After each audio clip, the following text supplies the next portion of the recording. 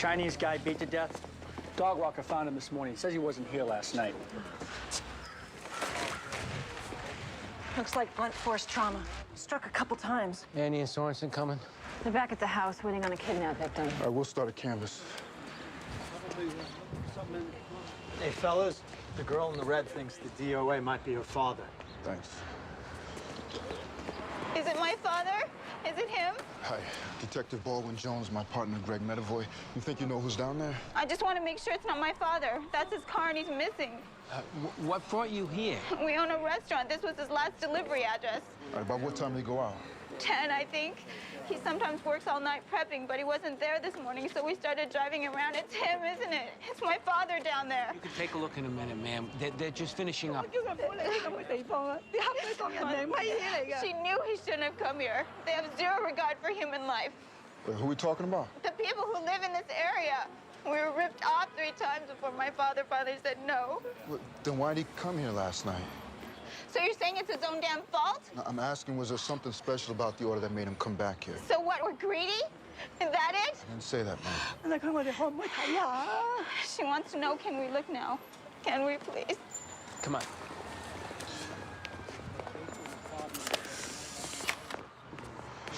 Hey, Diane, take the bag back a minute.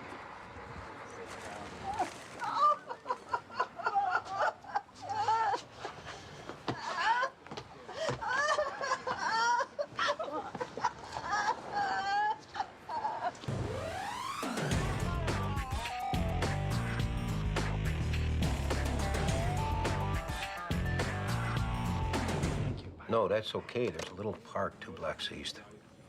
Katie, just see do you strike out in the city before going to Brooklyn, all right? And don't sign anything before I see the place. I gotta see it first. All right, I gotta go. Katie getting a new place? Theo needs his own room. She's helping look. Boy's growing up. Bigger every day. Fellas, this is the guy we called about. Yeah, a half hour ago. Victor Poole, Detective Sorensen, and Sipowicz. Wait till you hear his story. What's your job again, sir? Legal counsel for the IRS. He flagged us down off Tompkins Square Park. Says he's been kidnapped the last 3 days. Dispatcher's got a missing persons out on him, and, well, the FBI was already up on it. Let's get you a cup of coffee. Hang on a minute. Okay. Hey, Lou. Mr. Poole, it's Lieutenant Rodriguez. Why don't you tell us what happened? 3 days ago, I was walking from the grocery to my apartment near 5th Avenue and 8th at about 6 o'clock when 2 men grabbed me, put a pillowcase over my head, and threw me into a van. Pretty daring. They grabbed you, and then what? Well, Billy drove the van while Tom took my wallet and my cell phone. He said that if I didn't give him my ATM PIN code, he was going to slash my throat. After they got the money, we drove to this place, a whorehouse, where they kept me until this morning. Why so long? Well, I think they were keeping me so that they could take out my daily maximum at the ATM. Did they know you were counsel to the IRS? I don't think so. Well, my understanding, you guys carry credentials. Well, yeah, I had them in my other pocket, but they never checked it. And when I got to the whorehouse, I tucked them under a mattress. You described this whorehouse? There were about 5 rooms with whores going in and out. You were in plain view? No. My door was closed most of the time.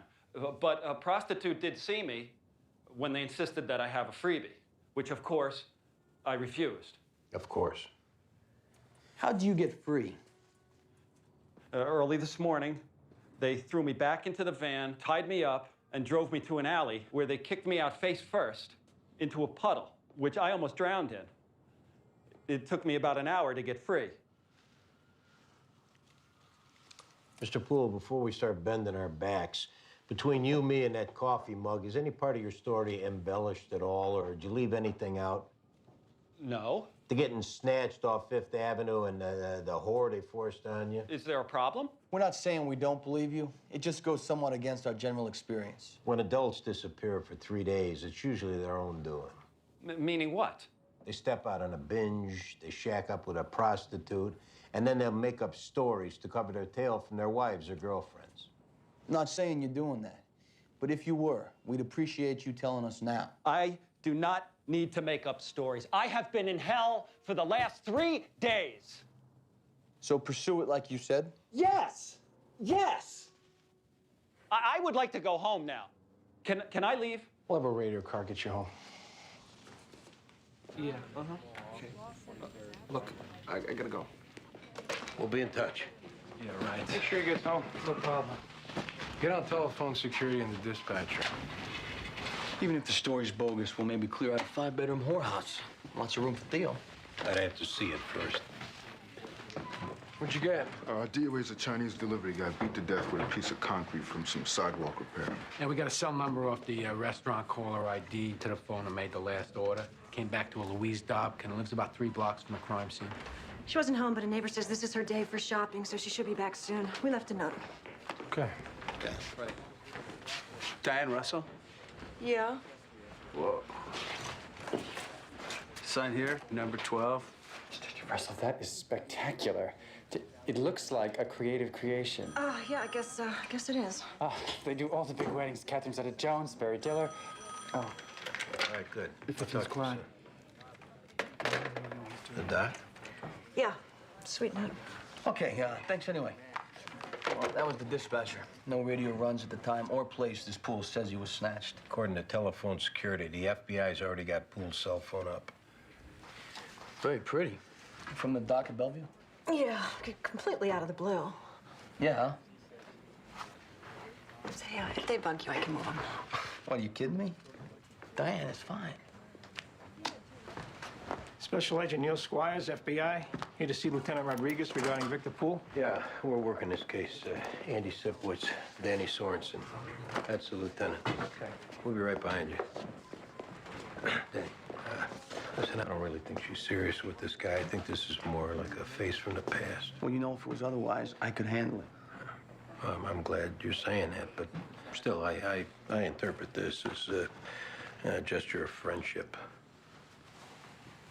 Can we go now? According to the IRS, if he actually was nabbed, it wasn't likely to be work-related. He's a small-timer. He follows paper trails. He made it about his ATM card. You mentioned being of the gay persuasion? Didn't come up. I guess he keeps it tucked away. Co-worker I talked to didn't know. He's got credit card hits at some gay clubs. Anything in the last 3 days? It's peppered through his history. The mother lode and the ballroom, some other fruit stand.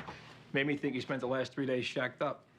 Anyone see him get grabbed? No radio runs. We'll get on a canvas at the location he says he was grabbed. Lieutenant Rodriguez? Might stop by Poole's apartment on the way. What, go at him at the gay bars and see does he come off the kidnapping? Couldn't hurt. Got it, thanks. That was telephone security on Poole's missing phone. Someone's using it near the Chrysler building. They're gonna meet you out there with directional vans. That's the first hit on that phone. But I'll tell you one thing. If whoever's got it isn't an international spy terrorist trained to kidnap like a Mossad agent, our little friend is a lion's sack. Have a nice goose chase.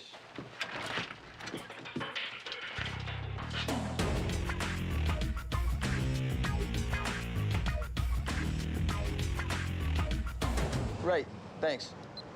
Okay, security says the phone's on the move. They just tracked it from 47th and 8th to 50th and 8th. Whoever's using it should be within a block. You're being awful quiet. I'm watching the street. Right over here, you were quiet. Hey, what are we talking about?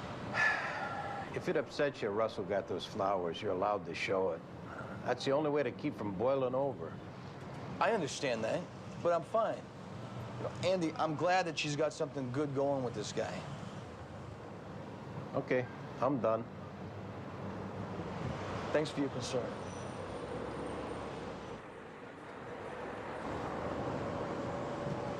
Here we go. And the cash was fierce. No, I ended up having a good time, sure. It was an in and out, lots of cash. Put your hands on the wall. Excuse me, what'd I do? Give me the phone. Put your hands on the wall. Come on. All right, all right. All right, I'm hanging it up now. Right, thanks. Security said the line just went down. What's your name? Fabiola da Silva. Look, I was just taking a stroll. Yeah. Where'd you get the phone? It's mine. Yeah, right. Come on, let's go. Wait, why? Why? Guys, what are you doing? Oh, my God. Ow, my hair. Right. Move it over, honey. Never sat next to an international spy terrorist before.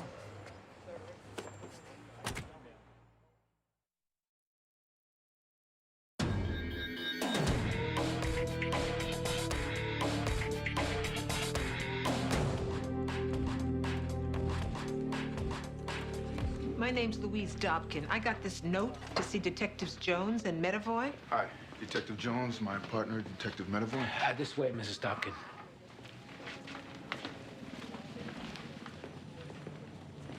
This woman owns a cell phone? Yeah. In 17 years on the job, I can count on one hand the number of times I've seen flowers in a squad room. Nice.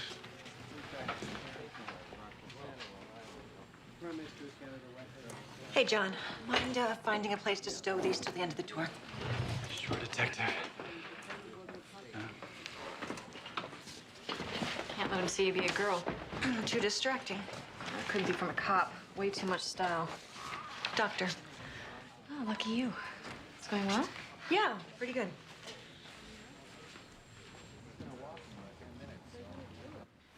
I didn't have to come down here to tell you the cell phone isn't mine. I gave it to my granddaughter. She lives with me. And what's her name, ma'am? Sylvia Dobkin. She done something wrong with it? We don't expect so, ma'am. It's just that it was used in a minor crime, and we're trying to figure out what happened. She'd never be involved in a crime. Well, then maybe she lost it, or it was stolen, or she loaned it to someone. Like to a friend or a boyfriend. Maybe someone you've seen her hanging around with that you don't quite approve of. Oh, I like all her friends. And the two boys I've seen, they're real gentlemen. What are their names, ma'am? Michael and Anthony. Now, I don't know their last names. Where's your granddaughter now? School. Walker High. Do you think maybe you could stick around while we have her brought in? We really need to nail down what's going on with this phone. Well, sure. Her father, my son, he just wasn't any good. And her mama's working a job in South Carolina. She's had a lot of heartbreak, but she's a good girl. You sure she's not in any trouble? We don't expect so, ma'am.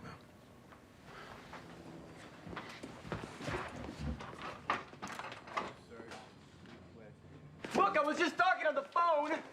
What is this about? It's about the person that owns it, Fabiola, which we know isn't you, so start a step past that. I got it off for John. It's legit.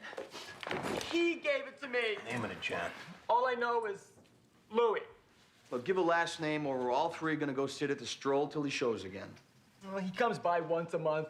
Maybe. Then we'll get to be close friends. See, that phone is hot as lava, so unless you start doing better than Louis, it could very well get you locked up for a good long time. For using a phone? No, for being involved in a crime that the phone is a part of. Are we in step yet, Fabiola? All right. There's this place I take dates to in Hell's Kitchen, and he was sitting on the floor, so I took it. How many times you been there in the past 3 days? A lot. You seen this guy there? Lots of guys like him go to that place. Yeah, this one might have been behind a closed door you wandered in. Maybe getting his pipes cleaned? If a door is closed, I have no business going in. I work one room at a time. Now, what's the setup of this place? Front area is a smoking gallery, rooms in the back. We pay $3 a bang. We being pros? Mostly like yourself, or women, too? You know, I could take offense to that, but since we're being official, yes, both trannies and biologicals. Who do you pay the $3 to? Oh, I don't know their names. They're just these two skanky white dudes. The address of the place. And by the way, biologicals means ladies that were lucky enough to be born ladies. Thanks for clearing that up. Hi, baby. Hi. Grandma, what's going on? Just got a few questions to ask you, Sylvia. Shouldn't take long. Right this way. Thanks, Clarence.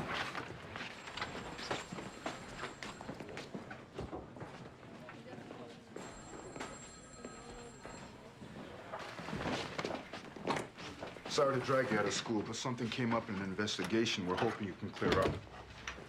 What were you doing last night, Sylvia? Were you out? I was at a movie. What did you see? The Gladiator movie? Yeah.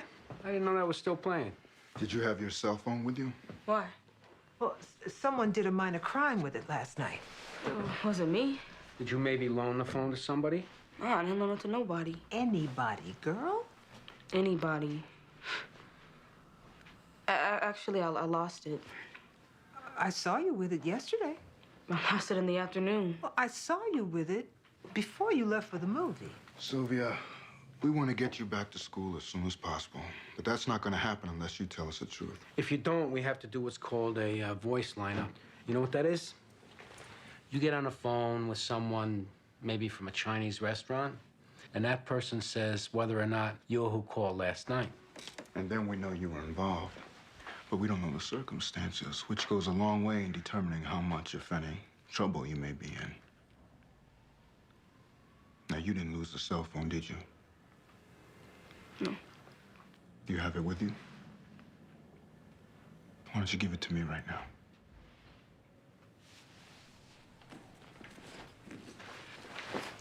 Did you call a restaurant last night? Who were you with? Anthony.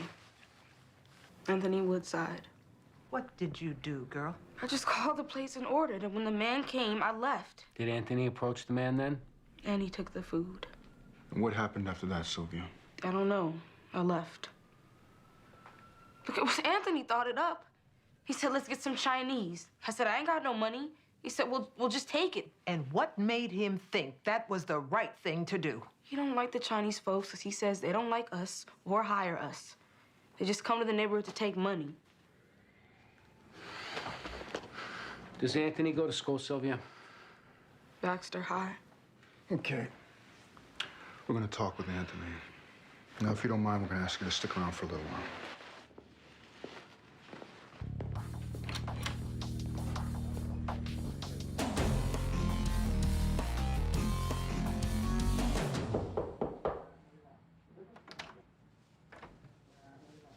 Hey, Victor. You mind if we come in? No, please. Have you made any progress? I got a couple of questions to ask. You know a he-she prostitute named Fabiola da Silva? No. Well, she knows you. This a friend of yours? My brother. You don't throw him back with Fabiola at the Motherlode or maybe the ballroom? I do not know whoever this person is. But you do go to those clubs, right? They came up on your credit card. Then you know I go there. What kind of clubs are those? They're gay clubs.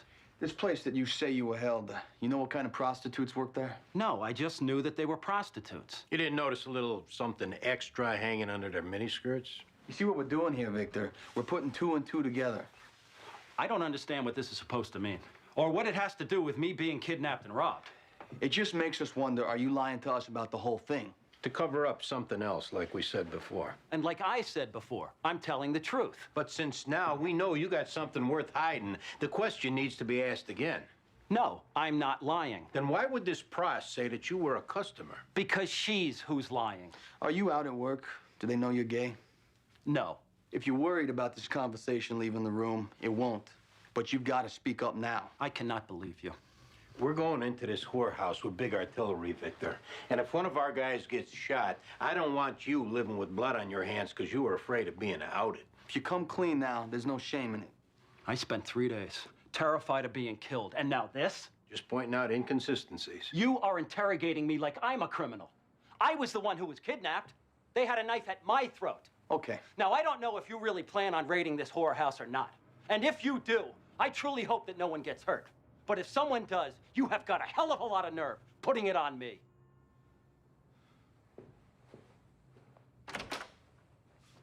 I guess we're done here. Yes, you are. Sorry to waste your time.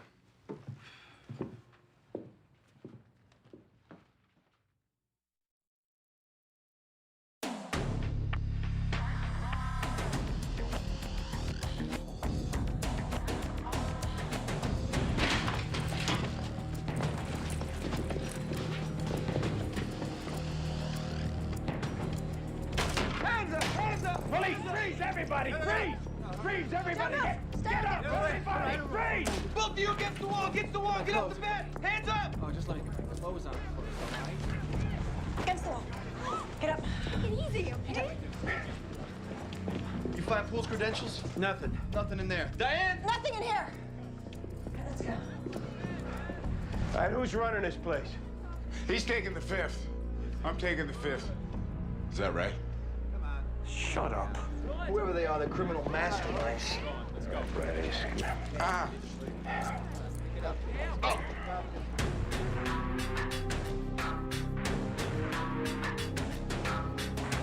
Y'all grabbed me from school, embarrassed me in front of my friends, and I don't even know what this is about. Where were you last night at 10:30? Seeing a movie. Which one? Is it even legal for you guys to be talking to me without a parent? I'm only 16. It was 16's the cutoff, Anthony. What movie? What's it matter? Well, it doesn't really. Only thing that matters is that you weren't on 14th Street around 10:30. You weren't there, were you? Maybe ordering Chinese food with your friend Sylvia Dobkin? Is that what she said? What are you saying, Anthony? Look, she's got a thing for me. And if she says something against me, I say it's because I turned her down flat. I'm a big player. I do get around. You ever been locked up before, Anthony? Nope. See, that little smart-ass attitude of yours wouldn't go over very well in jail. Yeah, they give him, what, a couple of days? Orientation, they call it. They let you settle in. Yeah, then they gang rape you in the shower. Anthony, we don't want to see that happen to you. But until we know what went down last night, we can't help you out. Were you hungry? Were you bored? Or did you maybe want to take a bit of a shot at a Chinese delivery guy? Yeah, Sylvia indicated you had something of a political stance in that regard. Yeah, they got no respect for black folks, am I right? You ought to know. They don't hire outside their kind, jack up prices. How do you feel about them coming into your neighborhoods just to take your money? They're like roaches. So why not take them off for a bag of food? They'll just scurry off and make more, right? That's a way of thinking. Is that what you were thinking last night, Anthony? I don't know what you're talking about. We'd love to see you walk out of here, Anthony. But if you keep stonewalling, our hands are tied. Sorry, bro. Well, we gotta step out a minute, Anthony. Seems your father's here. Your face just went gray, Anthony. Did not. Well, you sit tight, player.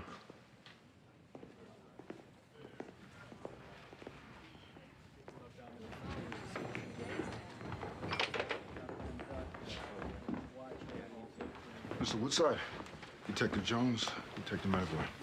I heard you took my son out of school. Let's talk in here.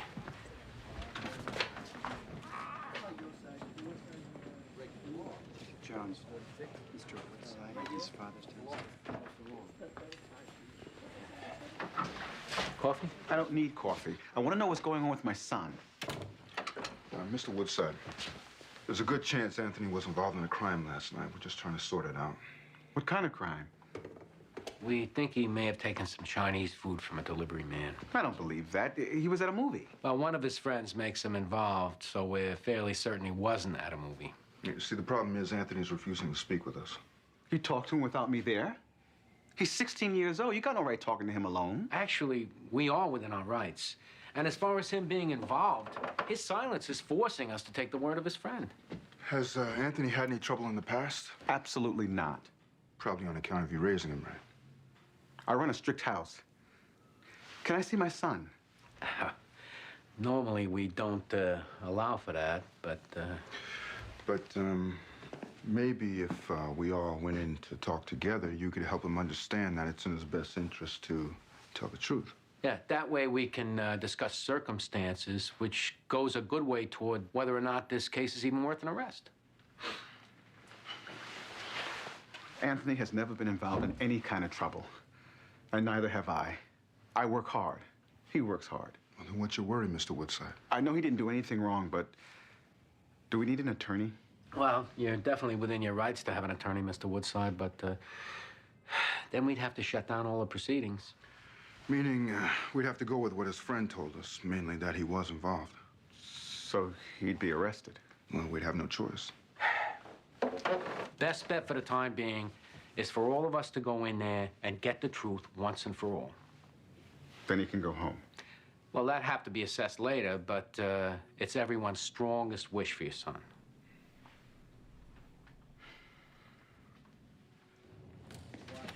Up, genius.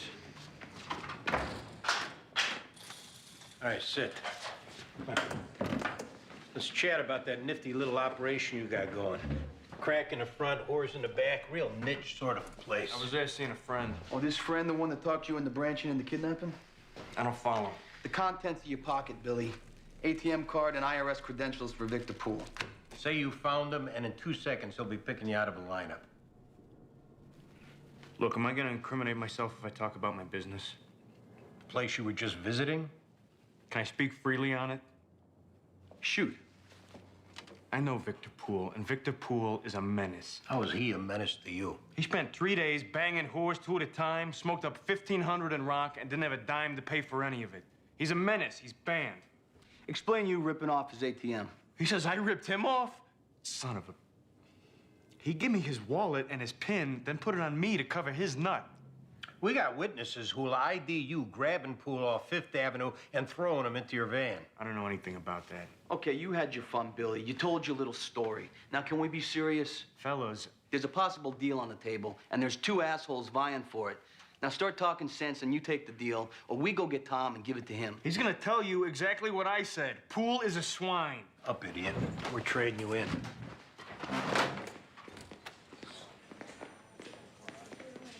Things any different with your father in the room, Anthony? Still didn't do anything. Last night, were you at the movies like you said? Yeah. Who'd you go to the movies with? Jimmy Reed. Mr. Woodside, would you mind if we went back in the squad a moment to call Jimmy's mom, see if she'll confirm? Or is that a waste of time? Did you take food from a delivery man? No. He's lying. You're lying. I'm not. I know you well enough to know when you're lying. What the hell made you steal food? We got a fridge full of food. I'm sorry, Pop. Get your head up. Man makes a mistake, he stands up for it. Anthony, start by saying how it was supposed to go down. Sylvia was gonna make the call. And when the guy showed, I was just gonna put the garbage bag over his head while she took the food. That's not quite how it went, though, right? Did the man resist you, Anthony? When I put the bag on him, he grabbed Sylvia. Then you set to fighting him off? I hit him on the shoulder. This is through the garbage bag? So maybe thinking you were hitting him on the shoulder, you could have been hitting him on the head? I didn't mean to. Were you using your fists, or did you have something in your hand? Maybe a piece of concrete? You hit the man with concrete? Just till he let go of her. How bad is the man hurt? We're still waiting to hear from the hospital. What happened after the man let go of Sylvia? I took the food and we ran into this building off Avenue A where we could get into the basement. What'd you do then? We ate the food. Oh, my God. I was just trying to take the food. I didn't think it mattered. Why wouldn't it matter, boy? Because he's just a chinky-eyed thief like the man at the bodega. Wait, who's this now? That's what I call the Korean grocer who eyeballs you when you come in. She's not supposed to go in there, but I never said steal from people. It was just a prank. Well, it's not anymore, and you got a lot to answer for when you get home. When can I take him home? We'll have to run this by our DA first. Then I can take him home. We hope so, Mr. Woodside. Meantime, sit tight.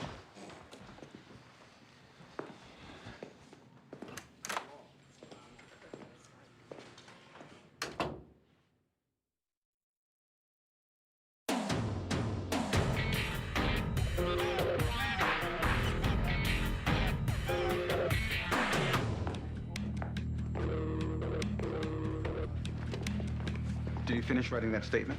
Just finished. Well, what time do you think I'll be able to take him home? We need to have a conversation about that, Mr. Woodside. I'll get the ball rolling with central booking.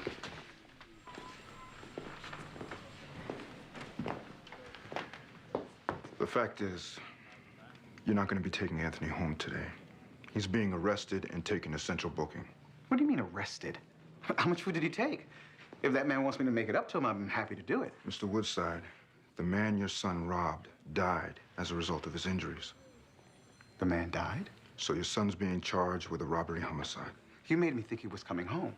It's not the case. You had to know his injuries were bad. You may want to get your son an attorney now. He would have had one 2 hours ago if it hadn't been for you. You know, I can understand that white cop lying to us, but you're a black man. We're black folks. I know that, Mr. Woodside. Our ADA will be by to talk to you and Anthony. Boy, didn't anyone ever teach you any pride? Is that what you were teaching your son with that Korean grocer? I just said, don't patronize the man. And you called him a chinky-eyed thief. You don't think that played in? I was teaching my son to be a proud black man. And you ended up teaching him to think about those folks the way white trash thinks about us, like we're animals. And now our family's lost a husband and father. Now, maybe what happened isn't all on you, Mr. Woodside, but I know for sure none of it's on me.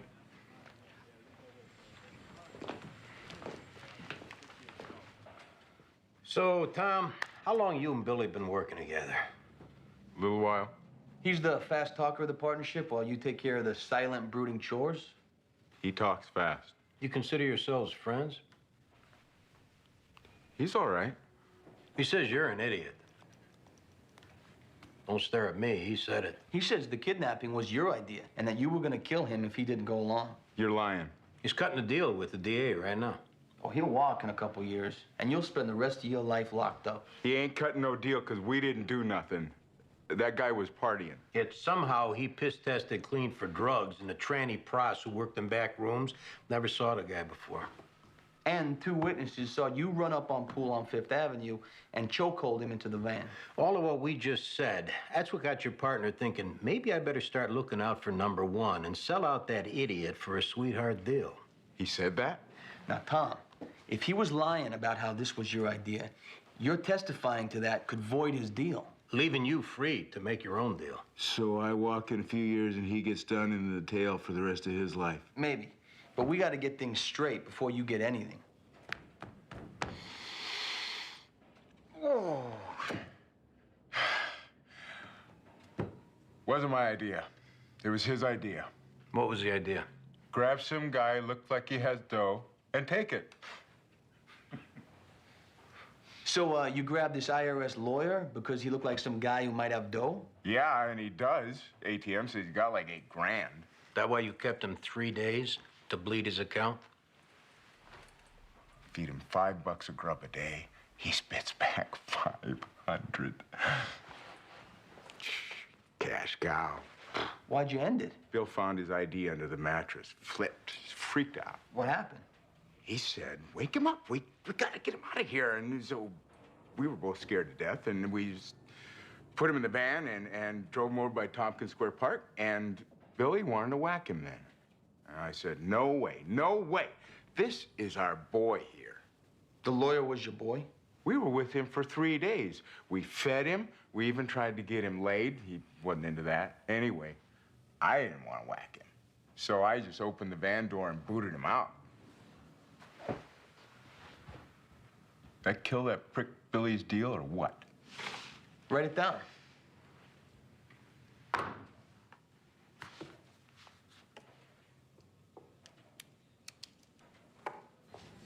I'm Assistant District Attorney Valerie Haywood, and I'm here to go over the next few steps in your case. I thought we were going home. No, ma'am. Sylvia's being placed under arrest. She didn't have any part in stealing that food. Actually, by knowing it would happen as a result of the phone call, she made herself involved. You didn't say that. We were busy figuring out what happened, ma'am. Mrs. Dobkin, what we need to do now is focus on what's happening next. First, you're going to be taken to central booking. I'll try to get her arraigned at night court, and depending on the judge, hopefully a reasonable bail will be set. Does that mean it probably won't be? Normally, there's no bail on a murder charge, but it depends. Murder charge? What are you talking about? The delivery man was killed in the robbery. Oh, my God. So she's got a murder charge? But why she got anything? She just made a phone call. Like I said before. So by cooperating with you, she put herself in jail? Well, that's up to a judge, ma'am. What have you done? She was involved in a crime that turned into a murder, Mrs. Dobkin. We trusted you. And you lied straight to our face. I said we'd do our best to get her home. You lied. She made a phone call. She didn't mean to hurt anybody. Well, in the eyes of the law, ma'am. You knew you were putting this girl in jail, and you lied to do it. I'm right, aren't I? She's going to jail. Probably. For how long? I'll recommend a manslaughter charge to my bureau chief, and a judge may take her age into consideration, but she's looking at a minimum of 4 years. Oh, my God. Grandma? Sentencing's really up to a judge, ma'am. Coward. Shame on you. Shame on all of you.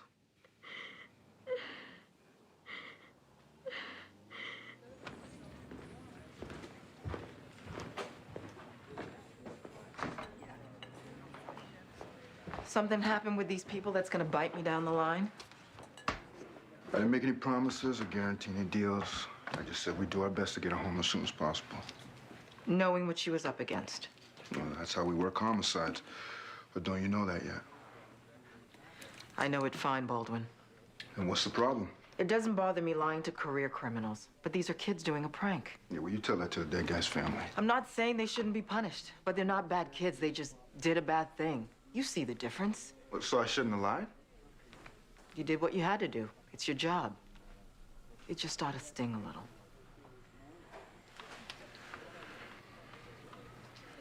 This stings a lot.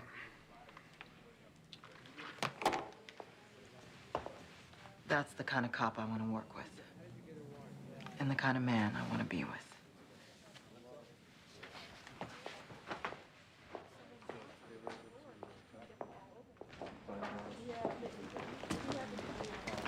We call it up on the kidnapping. The second guy flipped? Went at him with the partner statement he's writing. Complainant. Mr. Poole, ADA Valerie Haywood. I hear there's some good news on your case. I assume you need me to give you a statement? Tomorrow will be fine. Call my office and we'll set it up. Okay.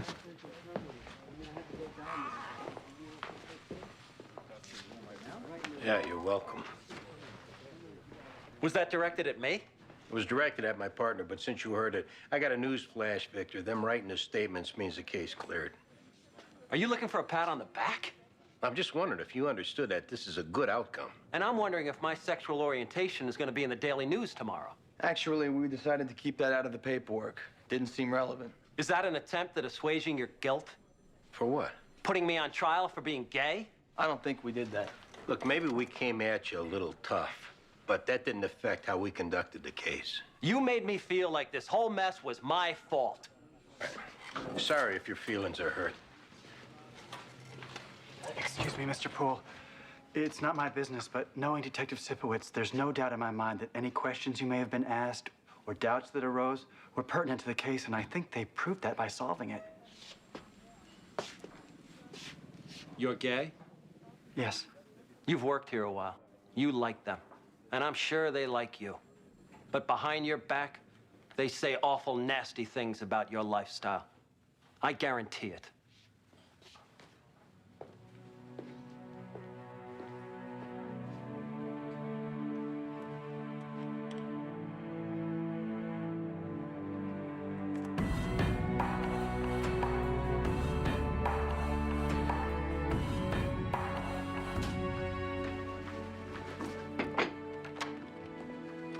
Is that you, Andy? Yeah, How was your day? good. Where's Still? He had a bath and he's changing into his jammies. Dinner's almost ready. I'm gonna go say hi. Oh, when you come back, you need to take a look at some of these places I saw today. This one, I think you should go see after dinner. Tonight? Apartments go like lightning, Andy. 2 places I looked at, couples barreled by me with checkbooks and gave deposits on the spot. Okay, I can go see a few. I mean, the option is Brooklyn. I know you're not thrilled about it. I said I'll go. You've had a long day. I don't mean to put pressure on. No, it's something we need to do. We need the space. And the privacy. And the privacy. I just want to be like a normal engaged couple. Intimate. I'll go tonight. Oh, one last thing. Take a look at this. It's a list of possible wedding guests. Well, I just had some free time. Katie, you ever heard the phrase jumping the gun? I'm sorry, Andy. We haven't even talked about what kind of wedding or where. At one point, we were even talking about a civil ceremony, which means no guests at all. Please keep your voice still. Well, I'm just saying that we need to talk about it. Okay. I just get excited. I thank God for my fortune.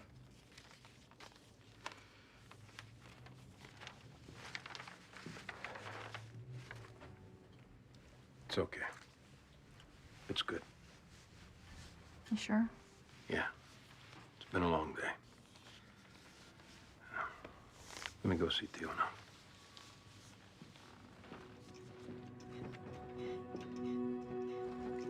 Daddy! Hey, buddy. What happened to your shirt? Whoa. Wait there, wait. 2 minutes till dinner. Okay.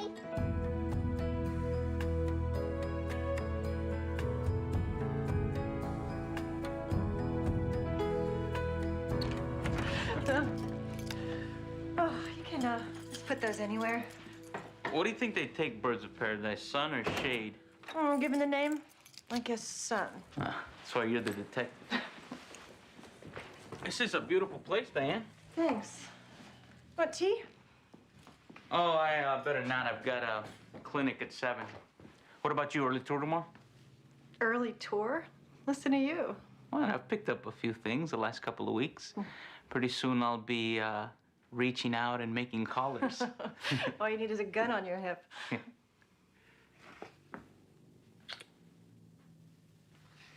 I don't remember you answering my question. Yeah, I do have an early tour tomorrow. Okay, then. I'll call you tomorrow. Definitely. Thank you. What for? Oh, dinner, flowers. Giving me the time I need to get easy with you. I don't want to rush anything.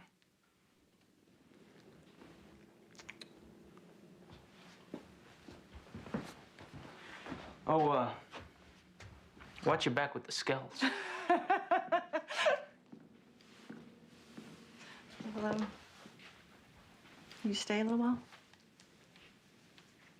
Are you sure?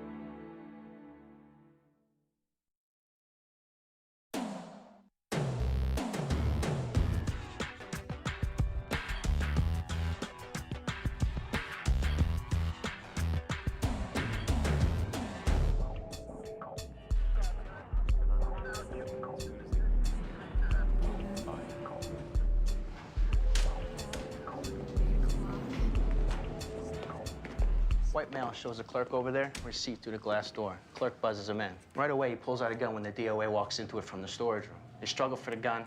Perp plugs him, takes the money, and he splits. DOA an employee? No, he's one of their vendors. You got video here? No. Hey, check out the body. We'll take the clerk. Hi, I'm Detective Danny Sorensen. This is my partner, Andy Sipowicz. What's your name? Molly Worthy. What can you tell us about the guy who did this, Molly, other than white male? My eyes never left that gun. Young guy? Old, like 30s. What was he wearing? All I was looking at was that gun. I didn't see anything else. Think to when you saw him outside holding that receipt against the window, or when you buzzed him in. Okay, he was wearing black, like a black turtleneck and a jacket. The receipt the guy showed you to come in, did he maybe drop it on the floor? I don't know. Could this have been it? Looks like it. All right, you know what? You've been through a lot. Why don't you try and relax? We'll talk to you later. Receipt from one of them day charter bus trips to Atlantic City, leaving at 6 a.m. Plus a name and phone number written on it. Chaz? That looks like a cell phone number. We'll call this Chaz up or trace the number and bring him in. No, bring him in. He might be the perp, or at least in on it. No, that was my choice, too. I was just testing you. Yeah? How'd I do? Yeah, well, stick with it. You'll make a good detective someday.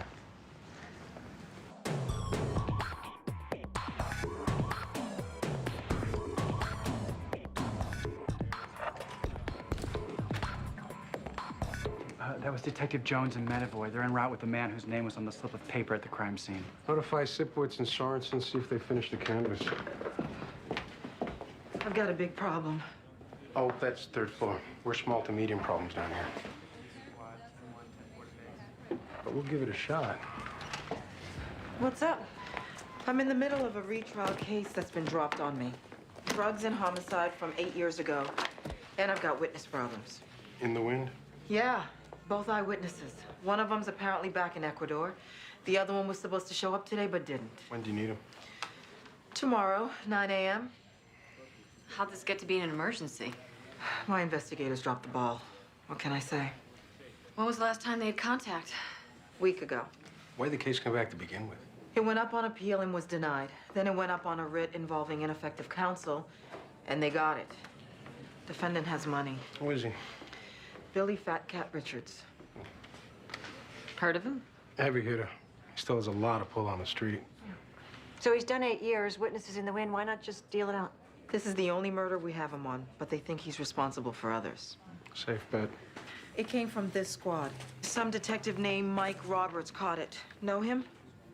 Knew him. He's dead now. The witness has a sister on the job, works roll call in Highway 3 in Queens. What'd she have to say? Nothing. Couldn't help us. So 9 a.m. tomorrow, huh? I'm sorry, but, you know, here we are. Okay. You guys run with it. Good luck.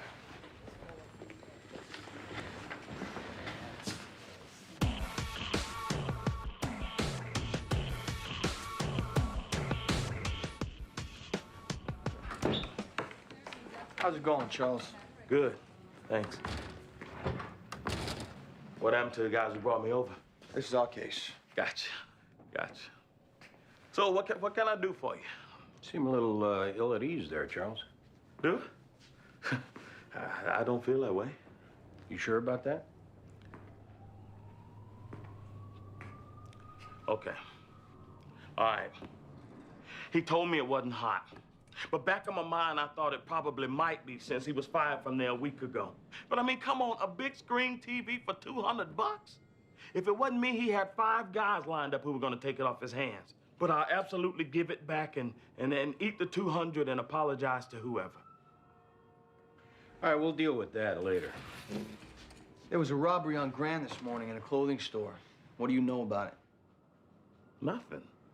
At the crime scene left behind was a note with your name and your cell phone number on it. Is this ringing any bells? No. Who called you Chaz?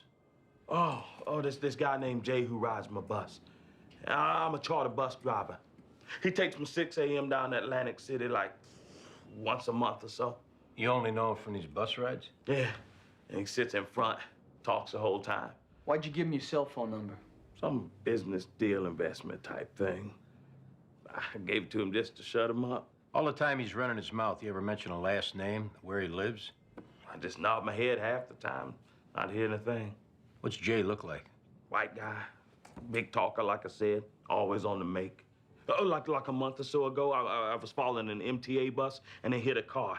And Jay about flips out because he recognized the driver of the car. So he ran out, said he was gonna get in the passenger seat, fake some whiplash and get in on some insurance money. That type of guy. What was this? Must have been on Park in Midtown. The driver of the MTA bus was a black woman. Yeah, because I remember her standing on the curb crying like she was gonna lose her job or something.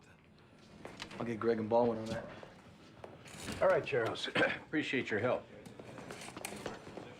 And the big screen TV? What big screen TV? See ya.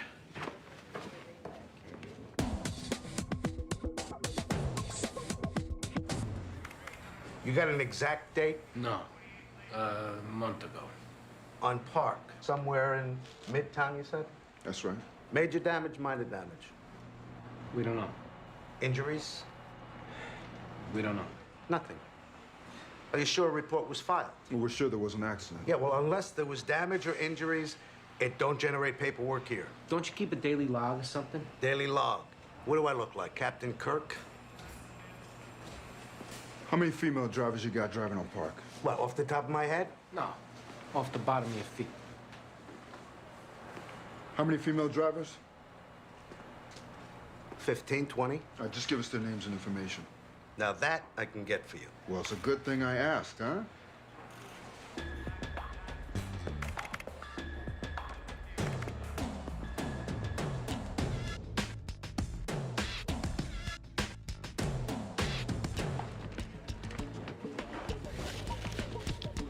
May I help you? I'm Carlo. I got a notification to respond here. Diane Russell. How you doing? Hey. My partner, Connie McDowell. This is Cara. Hi, Cara. Hey. So what do you need? We're looking for your sister, Tisha. I don't know where she is. When was the last time you talked to her? Months. And where was she living then? New Jersey. She moves around a lot. The reason we're looking for her is she's supposed to be testifying here in a retrial. Yeah, I heard. You wouldn't happen to be covering for her, would you, Cara? No. Because we could understand why you'd want to if you were. Good. But this is a murder case. Yeah, I know. I went through the first trial with her 8 years ago. I know everything about it. We'll get a material witness order. We're gonna do what we have to find her, Cara. Listen, we're all on the same job. And I'm not trying to be a bitch here. But this is my sister. And the guy she testified against is a bad guy. She came forward voluntarily. I told her to, back when I just started on the job, before I knew how things really work. Would you want your sister involved? If she had already come forward, I'd know there wouldn't be a choice at this point. I don't know where she is. Anything else? I guess not.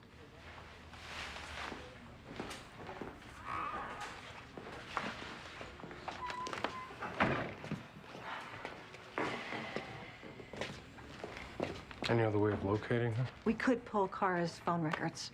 And pull them.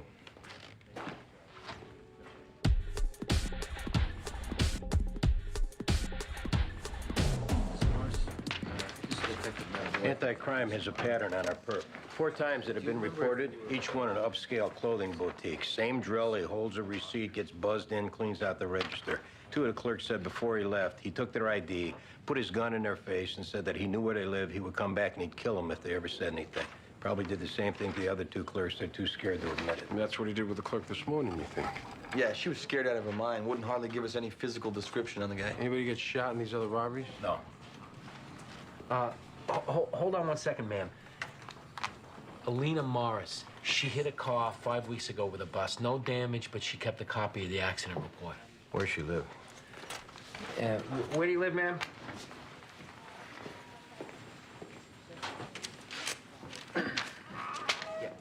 She just moved, so everything's still in boxes. Tell her no problem. That's no problem, ma'am. Wait, hold on. She wants to know, can we come tomorrow? She's throwing a birthday party for a 5-year-old. We'll be in and out in 5 minutes. She won't even know we're there. Actually, ma'am, we're on our way.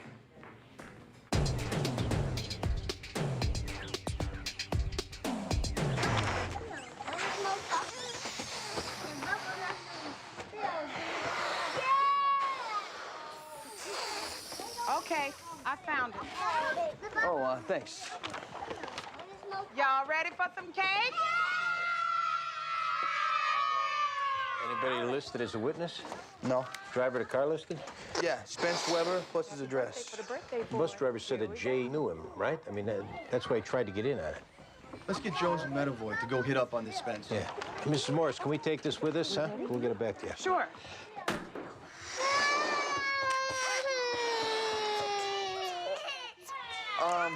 So listen, if you got things handled, we need to take off. Yeah. Hey, happy birthday. Yeah, happy birthday. We're getting ready to sing happy birthday. Here we go. 1, 2.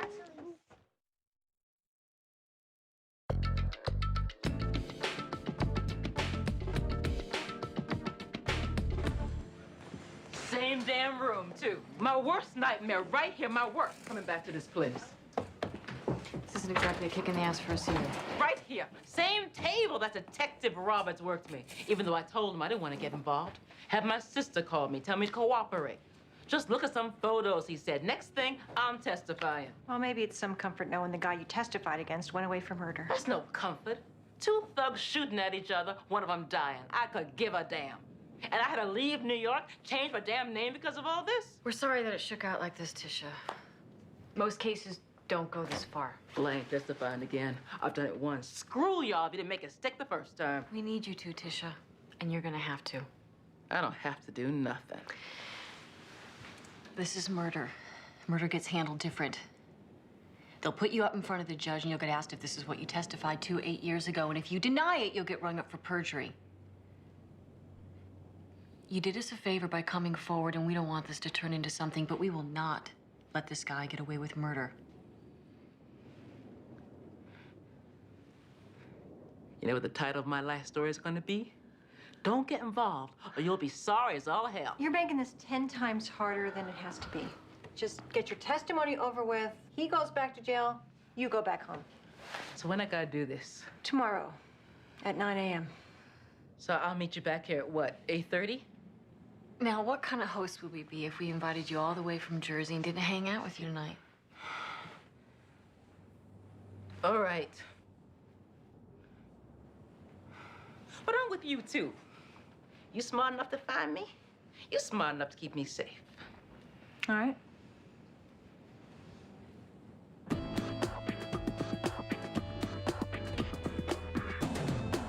Lady bus driver told Sorensen 1F.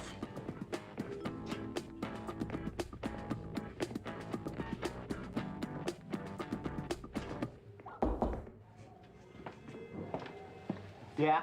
Yeah, Spence Weber. Yeah? I met a boy in Jones from the MTA Reparation Department. Yeah? We understand that you were involved in a collision with an MTA bus a month ago. Okay. Well, we've been assigned to issue a settlement check. Oh, hell yeah. How much? Can't say. See, the problem we're encountering, Spence, is that there were no witnesses to substantiate your claim other than the driver. And since she works for the MTA, she's what they call a compromised testimonial, which is their fancy way of saying that her version can't be used. Oh, my buddy Jay was driving with me. Jason Baisden. He was riding shotgun. He'll vouch absolutely. Hey, you know how we can get in touch with him? Hell yes, I do. I think he just left for Atlantic City. He ain't back till tomorrow, though. That's fine. Okay, wait right here. I'll be right back. All right, we'll be right here.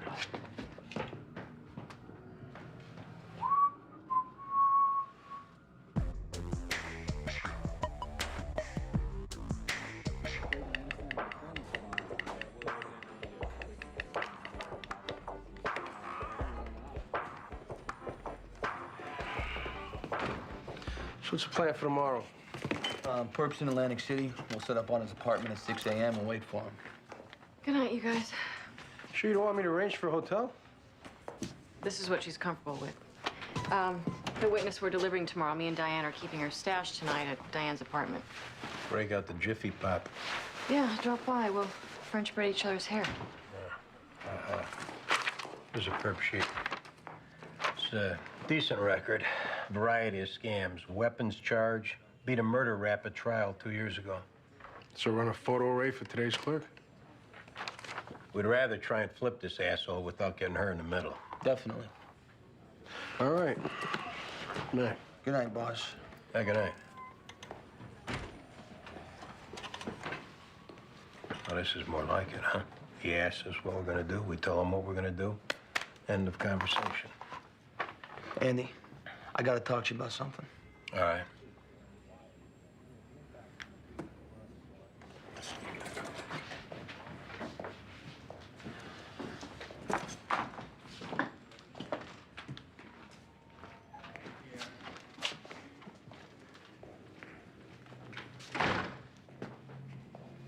Why don't you just come out with it?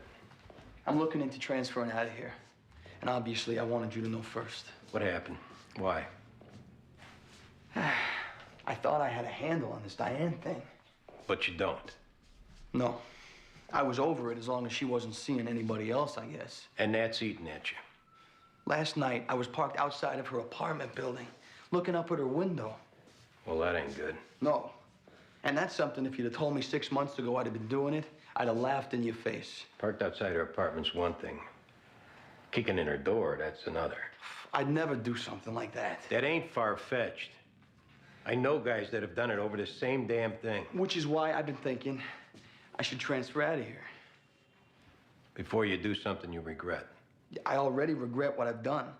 And I can't imagine what I'd feel like if I did something worse.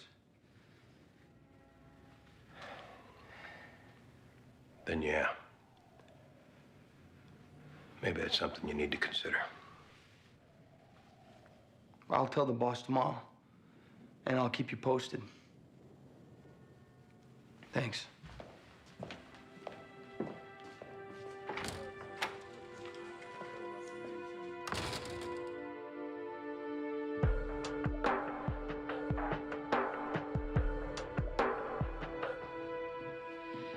Tisha, try and relax. It's gonna be all right. It's not that.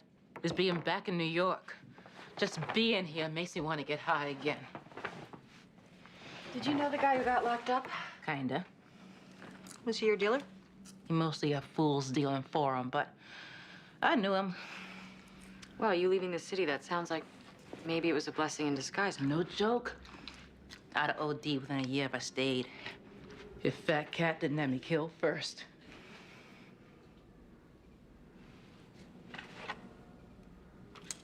This your man? My late husband. How long ago did he die? 2 years. And you still got his picture up? All my people who've died, I keep a scrapbook, and I look at it when I need to. No way could I have their pictures up. Too hard. Everyone's got their way of doing it. Did you live here with him? Yeah. Girl, move. Tisha, has it dawned on you yet this might be a sensitive subject? Yeah, but she still gotta move. Nothing says you gotta stay in one spot. That's what I thought when this whole thing went down. If I move out of New York, I'll fall apart. But that's just your fears talking. I appreciate the insight. You can feel it. Been stuck here too long. Need to get up out of this place. Everybody's got an opinion, right? Yeah.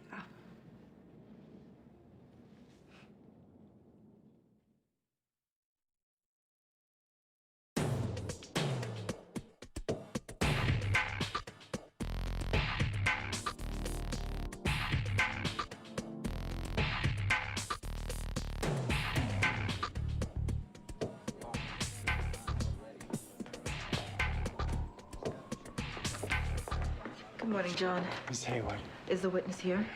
Yes, she's in the coffee room. I'll get her.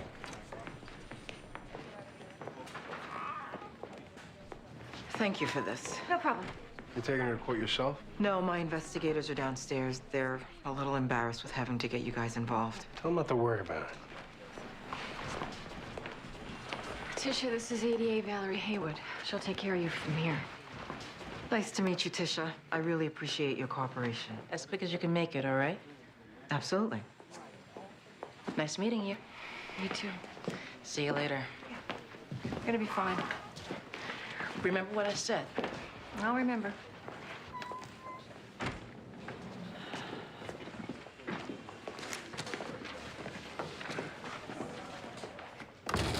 Colorful history you got here, Jason. Colorful? Started young. Yes, sir. Unfortunately, I did. Beat a murder rap at trial 2 years ago. I don't like the word beat. It makes it sound like I really did it and somehow got off. No. I talked to the detective who investigated the case. You beat it. Detective Flanagan? I'm assuming that's who you're referring to. He's got his opinion. I got mine. What were you doing yesterday morning, say 10 a.m.? Walking? People watching? Whereabouts? All over. Got a job? Between jobs. How do you get your money? Little gigs here and there. Ask and you shall receive. It's my policy. I don't trip where my next buck's gonna come from. It just always does. You ever driven to Canada, Jason? Yeah, actually I have. Remember driving up there, getting ready to cross the border? There's that last exit. That last chance they give you to stay in the United States. I do remember. We know you robbed that clothing store on Grand. We know you shot that guy. We got witnesses put you there. This is your chance, right here, to come clean and we'll work on how it was a robbery gone bad. If you make us round up these witnesses and go through all this paperwork and man-hours proving what we already know, this whole thing is going to turn adversarial and it's going to be worse for you. I'll be heading to Canada, in other words. Yeah, this is your chance. Many years of your life are going to be decided by you right now or by us later. You know why I got into that jam with that murder 2 years ago to begin with? Why I almost got sentenced for it? By talking to detectives who acted like they gave a damn about me. Now you want to talk about Canada, fine. I actually have some funny stories to share about that. As far as criminal acts I did not do. So I got nothing to say about nothing.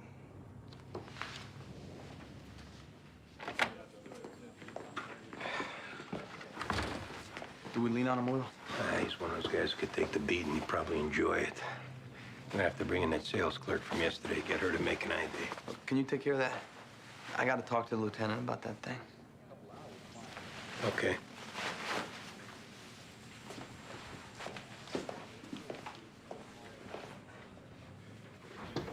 You got a minute? Sure. I'm putting in for a transfer. Obviously, you're gonna have to sign it, so I'm giving you a heads up. This about me? No, not at all. You're a great guy, and you're already a great boss. And you're gonna give me a chance to talk you out of it? I mean, I'm not gonna let a top detective get out of my squad without a fight. No, this is a done deal. Mind if I ask why? Personal reasons. Nothing I want to get into. How about we talk openly here for a minute? I don't know how open I can be, seeing as it's personal, and I don't really want to get into it. Fair enough. I'm not sure if this is gonna affect your decision, but you should know Diane's putting in for a transfer as well. When this happened? This morning.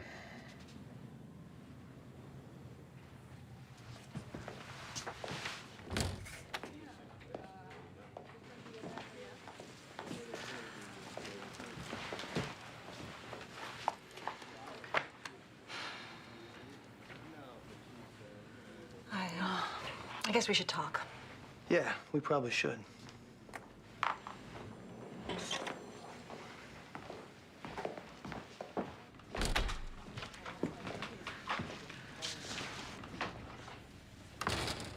You transferring out? Yeah, I am. You don't need to. Actually, I do. No, Diane, this is on me. No, it's not, Danny. It is. I thought I could handle it, and I can't. And whatever vibe that I'm putting out there that's making you uncomfortable, I apologize for that. Let me be the one to leave. You don't need to disrupt your life. Danny, I do need to disrupt it. I need change.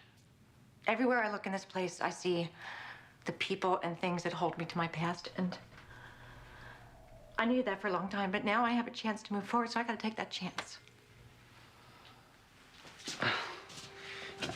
I feel like I drove you out of here. No, you didn't. It's just time for me to leave.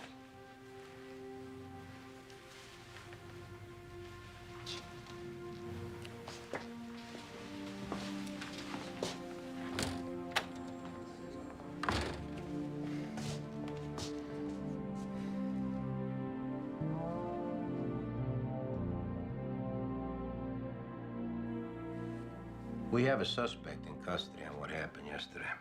Great. And right now, we're building a case against him. Okay. One of the things that we need to put this guy away for killing that man in your store is a positive ID. From who? From you. I didn't get a good look at him. Molly, we ran this guy's record and the pattern came up as far as how he does his stick-ups. Now, we know based on what he's done before that he must have threatened you. Did he take your ID and say he knew where you lived? I really don't want to get involved. Well, look at these photos and see if you can spot him. That way we're sure we're dealing with the right guy and we can go at him and get a confession and you don't have to worry about nothing. He said he'd kill me. He's a coward. Just give us a little help, Molly, so we can put him away and make sure he doesn't do this again. Then I can go home. Sure.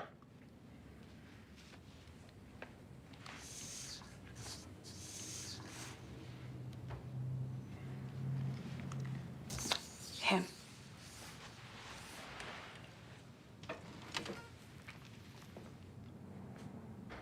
It just came together really clearly in my head. It's a good move. Start fresh. That's exactly it. Hopefully a spot will open up somewhere soon. Transfers can take a while to go through. A week, sometimes a year. Yeah, but I'm gonna pull whatever favors I got to make it happen. If you want to make a change sooner than later, have you thought about just taking a hardship leave of absence? No, I haven't. Did you take one when Bobby died? No. Working was always what got me through the worst days. Still feel that way? No. Leaves of absence are meant for people to straighten out situations in their lives. This was 2 years ago. Tell me you didn't get it behind you and you need time now. Bobby was on the job. There's nobody gonna turn that down. Can you afford it? Yeah. When Bobby died, the union insurance. So maybe you put in for a year, see how you feel. Either way, you can come back as quick as you want. If it's a week from now, it's a phone call and you're back on the job. It's something to think about. I've been thinking about it. Tired of thinking about it. This sounds good. This could go into effect. Mine took 2 days to process. When did you take a leave? When my dad died. Sorry to hear that. Was he on the job? He was a chief of police upstate, Saratoga Springs. How long did you take off? 6 months. Come on in. ADA Haywood called. They lost the witness. Tisha? From this morning? One of the defense lawyers had food poisoning, so they got a continuance for the day, and she was dealing with that, and they left Tisha alone for a minute, and she took off. She asked if you'd know where to look for her. Her sister, her old spots. I mean, our guess is as good as anybody else's. She's gonna call back. Tell her we're heading down there.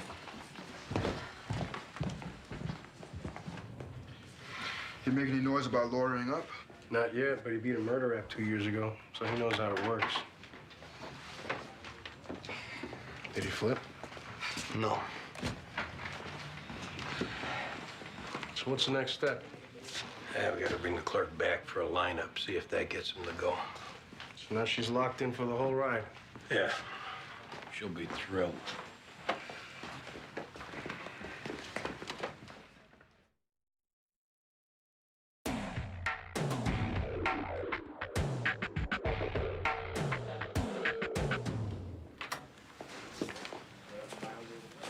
Now remember, they can't see us. Just point them out if you recognize them, and we're out of here. And then that's it, right? Yeah, once we get a positive ID, we got him in a stranglehold. I still don't understand why I have to do this. I already identified him. This is the official ID. This is the lineup. This is when we really box him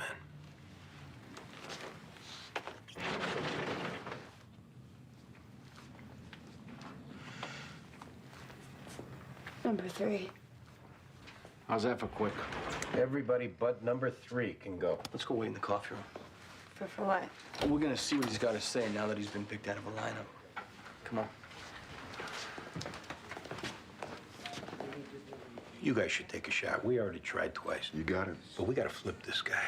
Okay. Next time I tell her that she can go home for good, I want to mean it.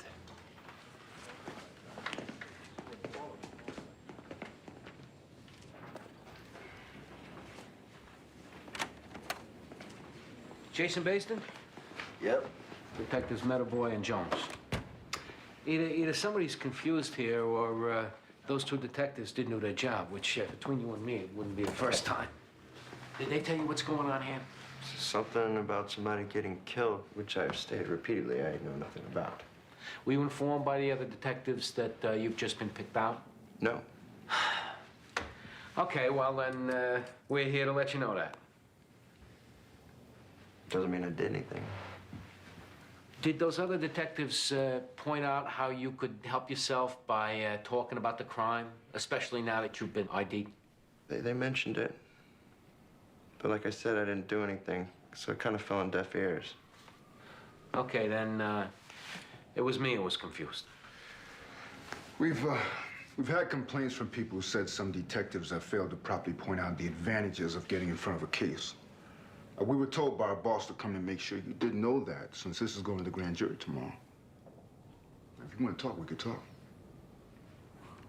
This isn't about what's good for me. It's what's good for you.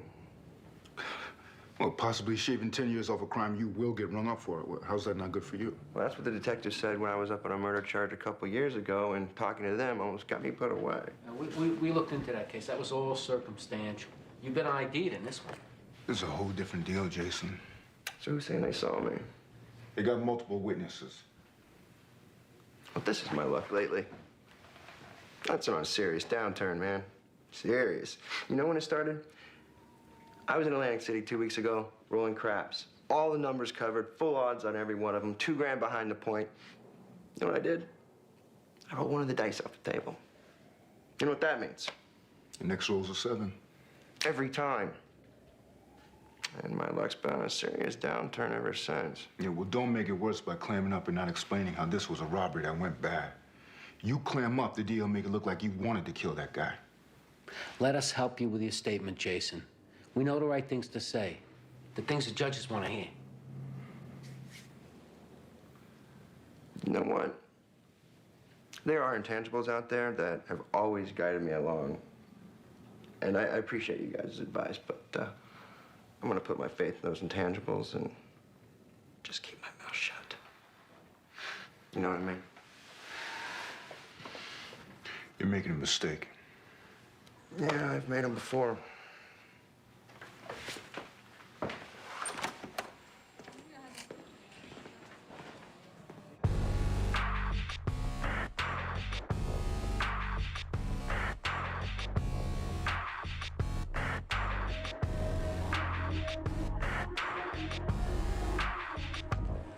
McDowell, Russell from the 15th. Over there.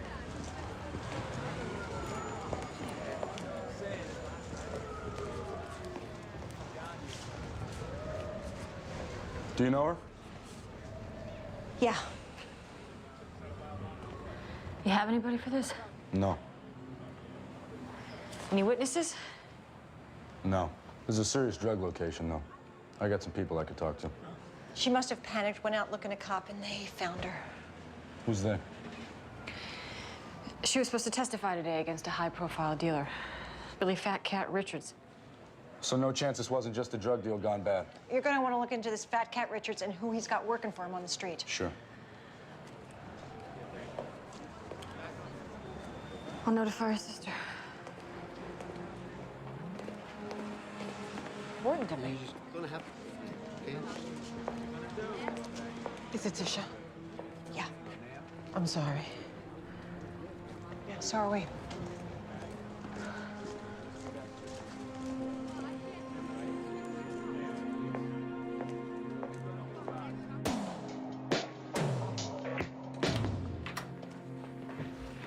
How'd it go? Full steam ahead. Did he admit to it? Not yet. He will, though. But I could go. Absolutely. You really stepped up, and we appreciate it. And where we're at now is we have 72 hours to either have a hearing in criminal court or bypass that and go before the grand jury. You only go before the grand jury if you have strong evidence. And let me tell you, we're going straight there tomorrow. Well, good luck. And we're going to need you there. What for? To testify what you saw. Won't take long at all. The shooter won't be there. His lawyers won't be there. It's just you and the grand jury. And let me tell you, once this guy knows that he's been indicted with felony in Supreme Court, he'll plead out. What if he doesn't? Oh, he'll plead out. Don't worry about that. I've been doing this for 22 years, and this guy, he'll plead. But what if he doesn't? Then we go forward. Go forward like what? Like, take this to trial. And I have to testify. That's a possibility. Yes or no? Can you please just give me a straight answer? If it went to trial, yes, you'd have to testify.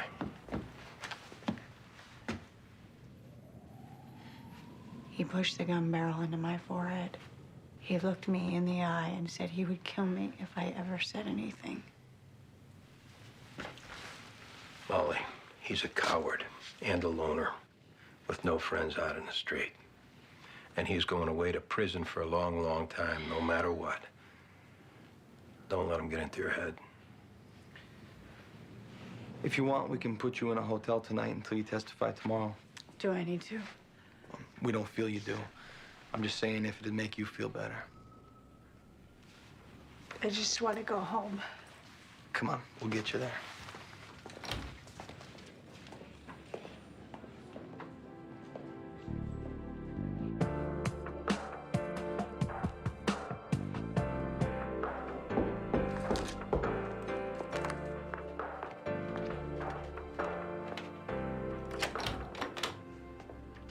Hey. Hey. You, come by to check up on me? Yeah. I appreciate it. Well, how you holding up? I'm really not up for talking about it. I'm sorry, but it was sweet of you to come by. Valerie, I know you don't like talking about work, but you can't section off your life like this. And you can run yourself into the ground trying to hold up the walls. I'm here, okay? For you. And one of the benefits of having someone in your life is being able to lean on them when you need to. Hey, don't be stubborn. Let me be here for you.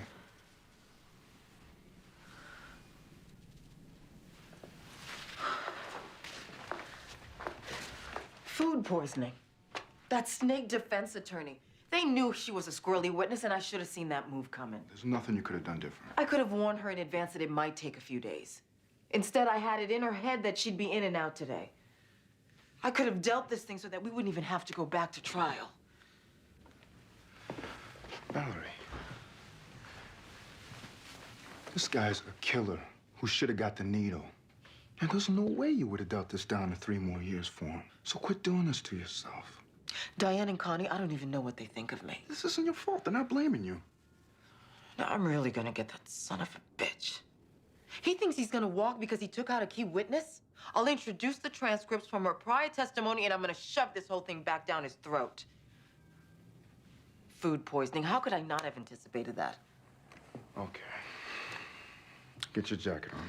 We're going out. No. Well, we can get a drink, just walk around, whatever.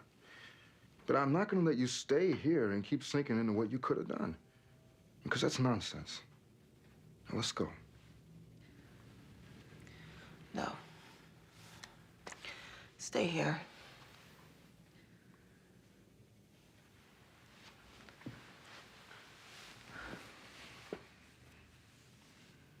Let's just stay here.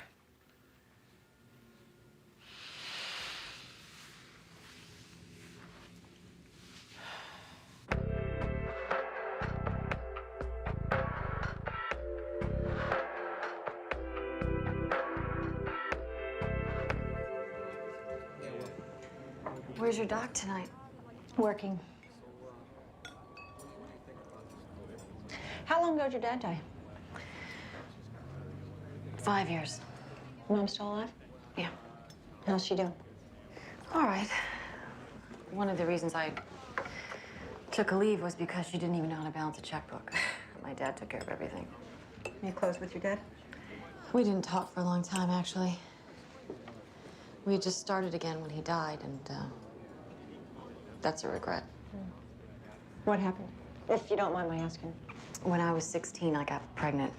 I didn't show for a while, and I was scared and in denial, and I didn't come to my mom about it till I was 4 months along. And, you know, she went to my dad, which I didn't want her to do. And my dad took charge, of course, and we went the adoption route. And that caused a big rift for a long time. How old is the Girl. girl? Yeah. 15. You know where she lives? I dug into it. Maybe I shouldn't have. I mean, I haven't contacted her or intruded or anything like that, but I know where she is. Does that make it harder? I just think now, at 15, all the things I wish someone would have told me, I could share with her. But I'm sure her adoptive mom is there for her. I mean, I'm sure she's fine. Anyways, are we coming up with our worst memories to try and top what happened today, so we don't feel so bad, or maybe? Well, it's not working. The adoption thing. Whatever we've told each other today stays between us. Would have been nice to work with you more.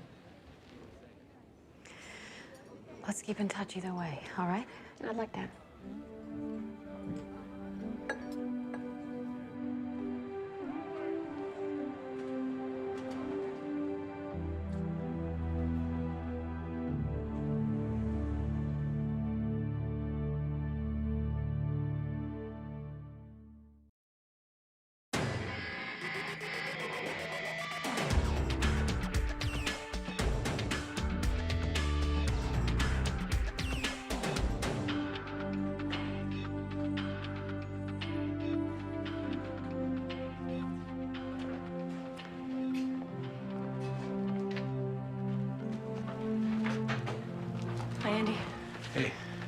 in early. What's going on?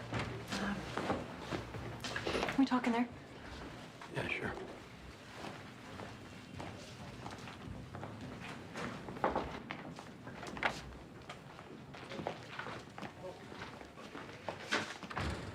This got something to do with your transfer?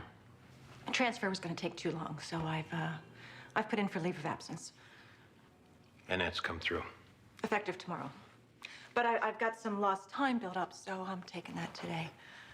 One day? What's the big rush? It's not the one day, it's saying goodbye to everyone. And look at me, I'm starting to puddle up just talking to you. Danny's gonna take it bad. That was a part of it. I wasn't up to facing him. I'll talk to him. Thanks, Andy. Any idea how long you'll be out? The department allows for a year personal leave, but I'm taking it a day at a time. We're always here if you need us. I'm here. Tell everyone I'll call each of them. No problem.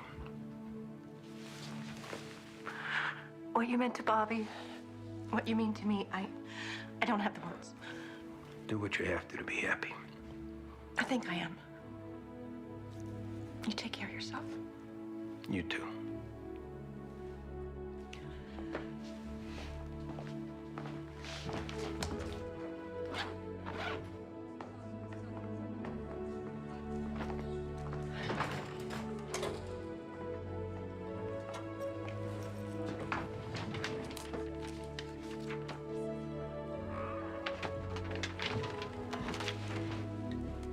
Last time, John.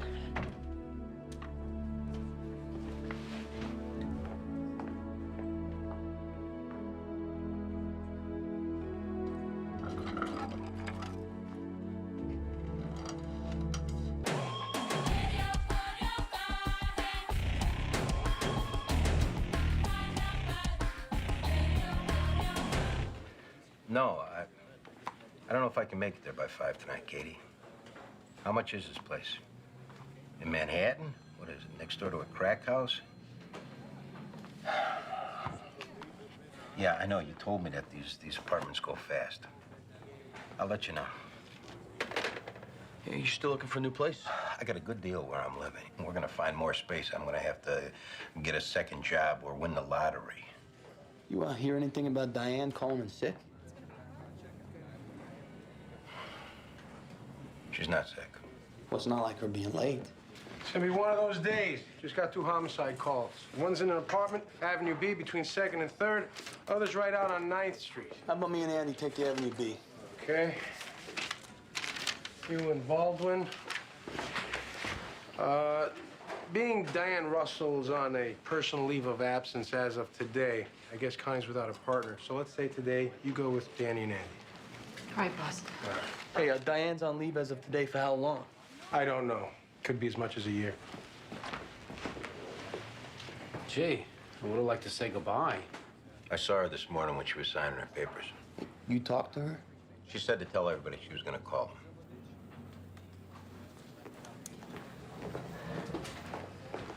No, that's about me, her not wanting to say goodbye. Maybe it's about her having a tough time leaving here. Yeah, tough time leaving, tough time staying. She should have let me be the one to go. Danny, one foot in front of the other.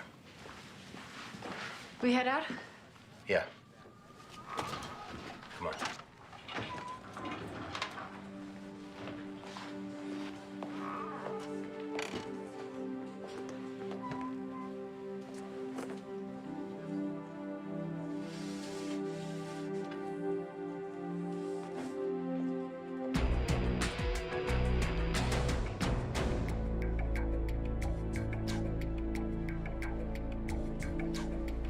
DOA is of Svetlana Corso. It's her apartment. No sign of forced entry. Guy over there called it in. Said he had an appointment to meet her. No ligature marks. Looks like manual strangulation. Pretty girl. Broken fingernails. She put up a fight. Have crime scene, bag her hands. You call 911? What's your name? Nikolai Kosov. You know this girl? Yes, Lana. She's dancer at Tailfeathers nightclub. Topless dancer. She prefers exotic. So, Nikolai, what kind of appointment was it you and Lana had so early this morning? Not like you think. She's a nice girl. Never mind what we think. Why don't you tell us? I run jewelry shop, First Avenue. Lana take on consignment. Sell to girls where she work. Earrings, bracelets, semi-precious stones. Also for customers, give to girls. That's how she makes money. No need to sell body. So she wasn't hooking. You and Lana ever get together on the house? Maybe she was grateful you helping her out, trusting her with your wares. Not to say I'm not interested. Lana come 2 years ago from Russia. Say she want to make money before her teeth sag and ass fall. Start clothing shop. She's an excellent seamstress. So she dance at club, sell jewels for me. Let's get back to today. Today, I meet her here, 9 o'clock. I knock on door, she doesn't answer. But I could hear inside her speaking with men. So you figured she was blowing you off? Maybe. So I go out and call. I leave message on machine. I'm upset. And then I see 2 men come from building, and one carries a safe. A safe? She kept money and jewels in it. So after you saw these 2 coming out carrying a safe, what'd you do then? I'm upset. I'm scared. I right away call 911. Police come, I show them apartment. They open door. She's dead on floor. Poor Lana. Guess you lost your sales girl, huh? You think you could describe these 2 men you saw? Yes, both white. One I get close look. Handsome, dark, thick hair. Could be Italian. Italian. Italian. So I get back to work now. Got an idiot who runs my shop while I'm away. Why don't you give us your number at the shop? We'll be in touch.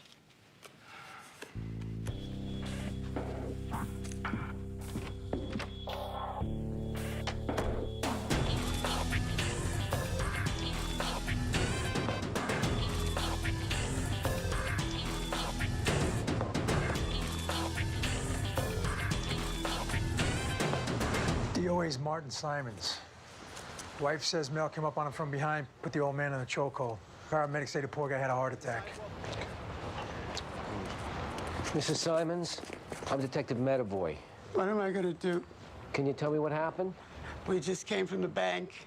Marty cashed his monthly check from the VA, and we were walking back to our apartment when this thug came up and grabbed Marty around the neck. This is my partner, Detective Jones. Hi. Which bank was that? The Citizens of New York. Marty liked to take out a little cash to give the kids. They don't need the money, but it made Marty feel good. And you think this guy followed you from the bank? I don't know. It seemed like he came out of nowhere. Did you get a good look at him? He was black. He was about 6 feet. He had those little braids. He was young, maybe 20. I gave him the money. But then Marty didn't want to give up his ring. His wedding ring? Gold battalion ring he got from the Army in World War II. He wore that ring every day for 56 years. The shell came in the foxhole, and they called it a dud, but it blew 20 pieces of casing in Marty's leg. He said, "Calm down, old man. Just give me the ring, and I won't hurt you." Marty wouldn't give it to him. He got it anyway, and then Marty collapsed, and the boy ran away. That ring meant so much to him. We'd like you to come to the station house with us to look at some pictures. Couldn't we do that later? I just want to go home now. Do you have anyone that can stay with you? My daughter. How can I tell her father's been murdered? We'll see what we can do to get that ring back.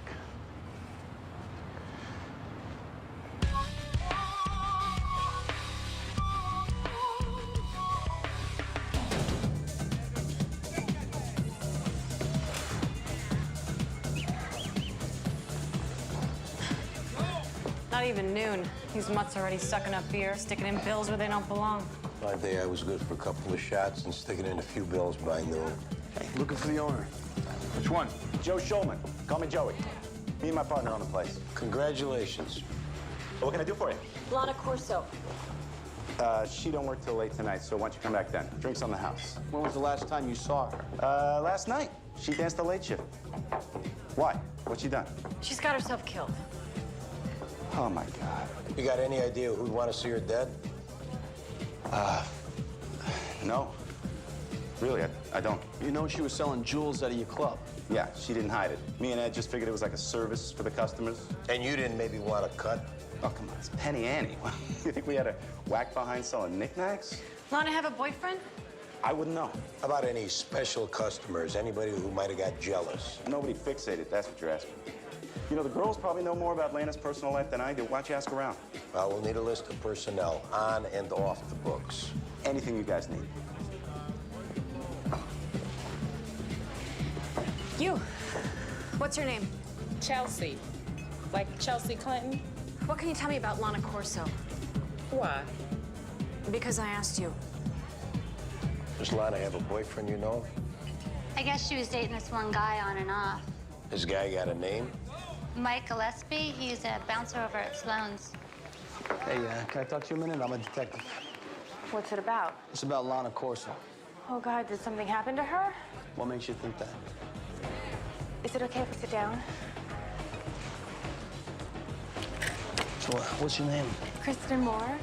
So what happened to Lana? Someone strangled her at her apartment. She was, my best friend in New York. She was different from the other girls. Any idea who might have wanted her dead? So nice to everyone. I can't believe anyone would want to kill her. Do you know anything about her selling jewelry to any girls at the club, any customers? Sure. You think that's why she got killed? You don't know. So how long you been working here? 6 months. What can you tell me about the owners? Joey and Ed. They're nice enough, I guess. Look, a place like this, we all know has got to be hooked up with some kind of criminal activity. We're not looking to shut it down. We're looking to find out who killed your friend. I keep away from all that stuff. Lana did too. What about a boyfriend? There was this one guy, Mike Gillespie, but I don't know if I'd exactly call him her boyfriend. He works over at Sloan's. I don't think she's seen him in a while. Okay, Kristen. You've been a lot of help. You're gonna be here if we need to reach you. I don't work till tonight. I just came by for my check. I'm scared. Look, here's my card. You call me if you need anything. God, this is so awful.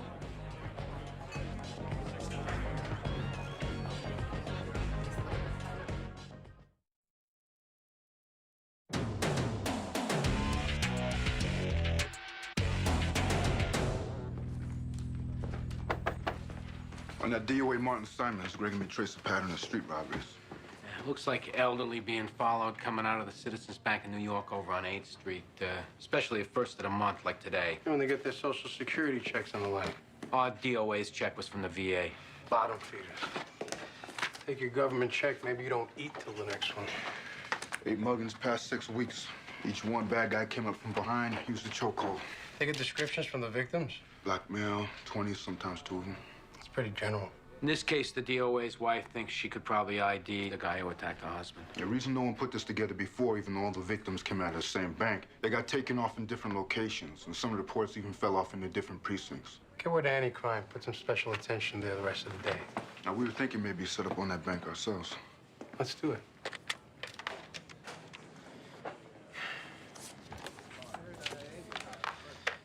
That bar Sloan's, this Mike Gillespie works at, they haven't heard from him. Still no answer at his place. Maybe we should drop by. This Gillespie was Lana's boyfriend. They had a distant relationship. Phone dump don't show no calls from her place to or from his place. I ran the boyfriend, Michael Gillespie. Came up 1 caller for discon, 1 for assault. He's a bouncer, maybe breaking up a bar brawl. You know what? I'll try and dig up some background on the owners. I'll call OCCB and see if they've got anything on ties to the mob. I can try the State Liquor Authority. Sounds good. Detective McDowell?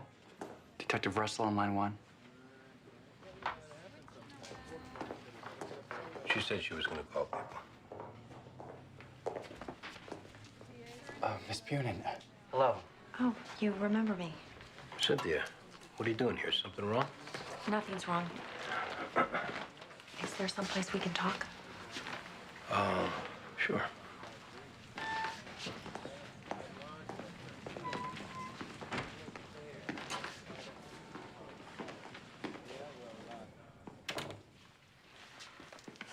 Want some coffee? No thanks. I'll get to the point. Okay. I didn't like how we left things. Yeah, I didn't like how we left things neither. I care about you. I didn't like the idea of you thinking I was selfish or didn't understand your point of view. I wasn't thinking any of that. I know your life is complicated. You've got a 5-year-old boy, you've got a history. God, I've rehearsed all this in my mind and now I'm not getting any of it right. You're doing fine. I guess what I wanted to say is that me pushing you like I did into making some kind of commitment before you were ready, I didn't give you any choice. I feel like I drove you away, and that's not what I wanted. And if things ever change and you decide maybe you and I could have something together, no pressure, no clock ticking, and not everything going back and forth to Uncle Eddie. Please, give me a call. Cynthia, I think you should know I'm getting married. Married? I didn't even know you were seeing someone else. I'm getting married to my ex-wife. My ex-wife, Katie. I didn't get the impression you two were heading in that direction. Well, I know we hadn't been, but it's good for Theo, and Katie's been taking care of him ever since his mom passed. Andy, I hope you don't take this the wrong way. And I'm only gonna say this because I do care about you. Cynthia. Hear me out. You're a good man. And I know you love your son very much. But I think you should consider if this is good for you. Because if it's not good for you in the long run, it isn't gonna be good for Theo. Well, there's more to it. Every direction. Knowing what's good, what's not. Gotta be clairvoyant. Amen.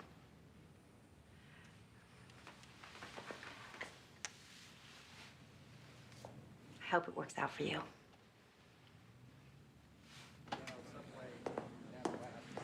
Right, thanks. Hey, Connie. OCCB says these guys at Tail Feathers, they're hooked up pretty good with the Gambino crime family. Shocking for a topless joint. Yeah, the owners are fronting for wise guys doing business out of there. Drugs and money laundering. Manhattan DA's office, they had the place up 6 months, but they couldn't get anything solid. Apparently, they're pretty slick. Thinking maybe this Lana somehow got in the middle of something she shouldn't have? It's possible. So what did Diane have to say? Mostly apologized for not saying goodbye in person. Yeah, did she say anything about her future plans? Nothing specific. Take care, Andy. Yeah, you too. Hey, Andy. Baldwin and me need your help. What are we talking about? I'm working a homicide. Got a pattern. Elderly, robbed in the street first of the month, coming out of the bank. One today turned up DOA. We want to put together a decoy operation. You want me posing as an old man? What's wrong with Metaboy? Greg's already on board. Works best with two, and safer. It's first of the month. That's a limited window of opportunity. Hey, great. This I'd pay to see. Put me down, too. Lieutenant, busy day.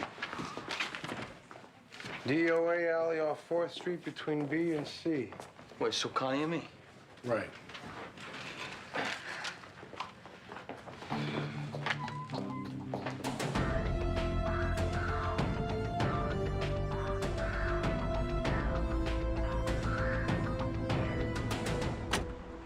Come on, Danny. I'm sure she'll call you.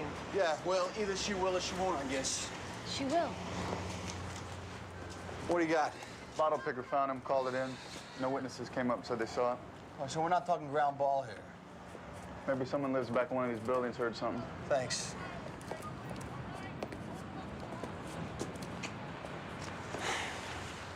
Looks like 2 entry wounds, one in the chest and one back of the head.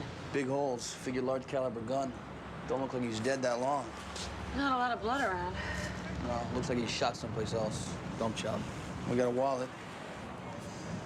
Money's still there, so it wasn't a robbery. ID says he's Michael Gillespie, 1162 Ludlow Street. Michael Gillespie. Is it Lana Corso's boyfriend? Looks like. I guess that's why he wasn't home and no one's heard from him at work. Son of a bitch. We got a mystery here.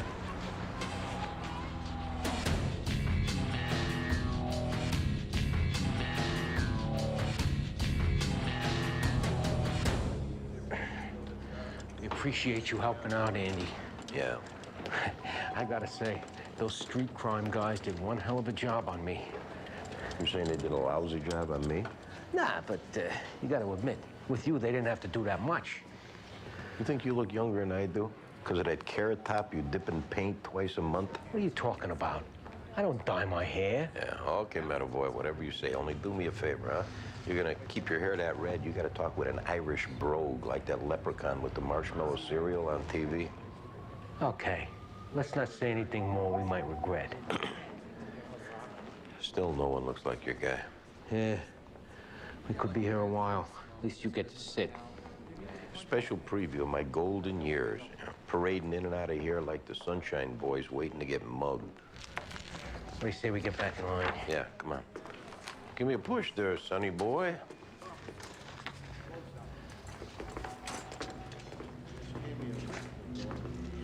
Next in line, please. Hello there. See you next month. Have a nice day.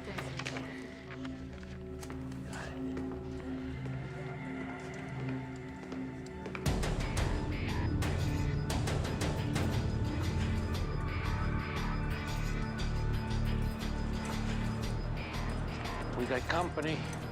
Easy, Metavoy, nice and slow. Hey, yo, Pops, wait up. Please don't hurt us. Shut up. Do what you told. Maybe you won't get hurt. What do you want? What you think we want? Let's see that money you got at the bank. Look here, old man. Government check day. I saw you take the cash out the bank, so don't be playing dumb with us. No, we wouldn't do that. Andy, give him the money. Get your money, Ed. Hold it right there.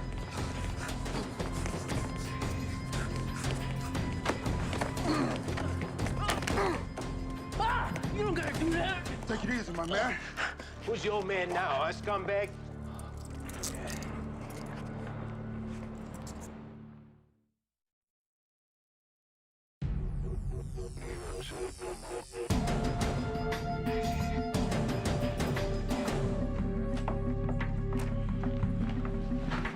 Hey, we put Rashawn and Michael in separate rooms.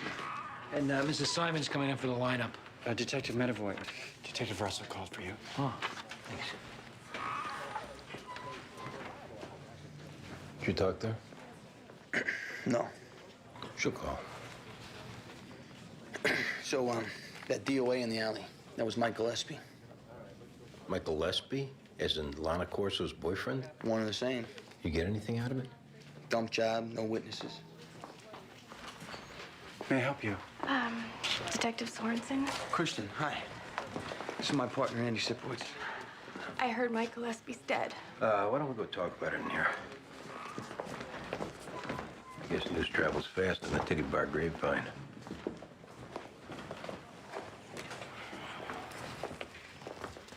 Right there.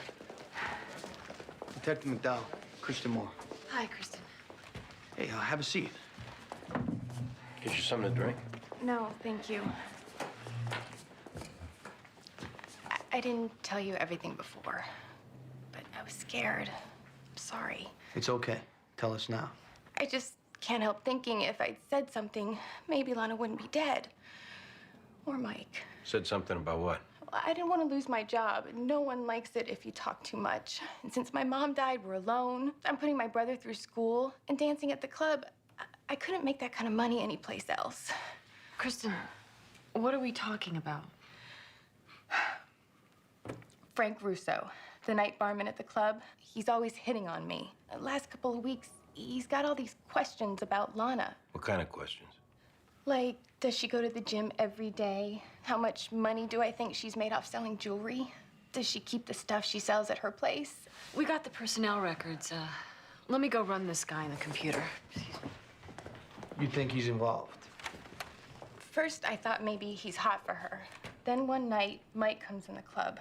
Lana wasn't even dancing. I saw Frank and him talking. Did you hear what they were saying? Now I'm like, maybe it was Frank who killed Lana, and he killed Mike to shut him up. I mean, Frank, he's pretty twisted. What if he thinks I know something? What should I do? Oh, it's gonna be okay, Kristen. You did the right thing by coming in. I just feel so bad about Lana.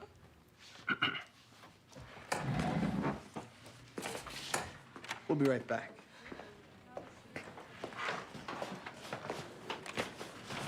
I say we wire her up. This Rousseau's got a thing for her. Maybe she gets him to talk. What, use her as bait? You can see she's already scared half to death of this asshole. And this asshole could have killed 2 people. We get this guy off the street, the girl in there safe, and he can't kill anyone else. Frank Russo, one previous caller for bad checks. Let's get a photo array with this and a picture of Gillespie over at that jeweler. See if he picks him out as who he saw leaving Lana's place this morning. The club's hard to control. Maybe we could set up at her apartment. I'll call the DA's office.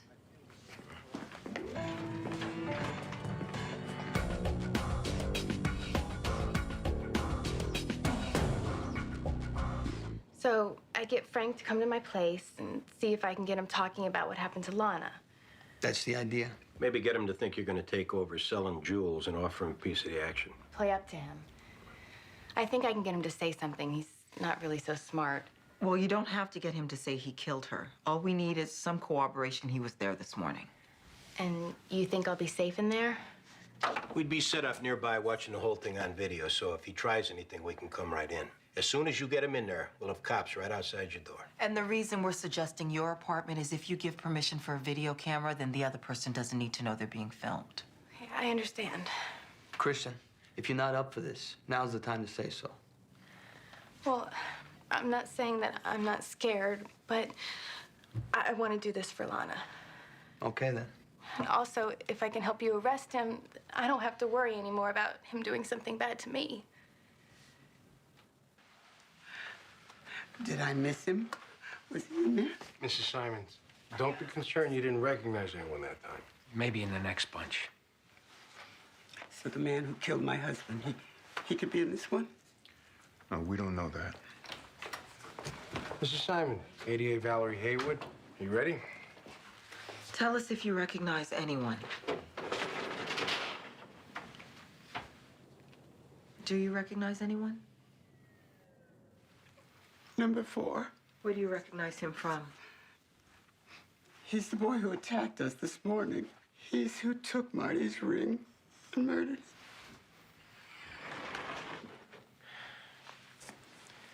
Okay, Mrs. Simons. That's a big help.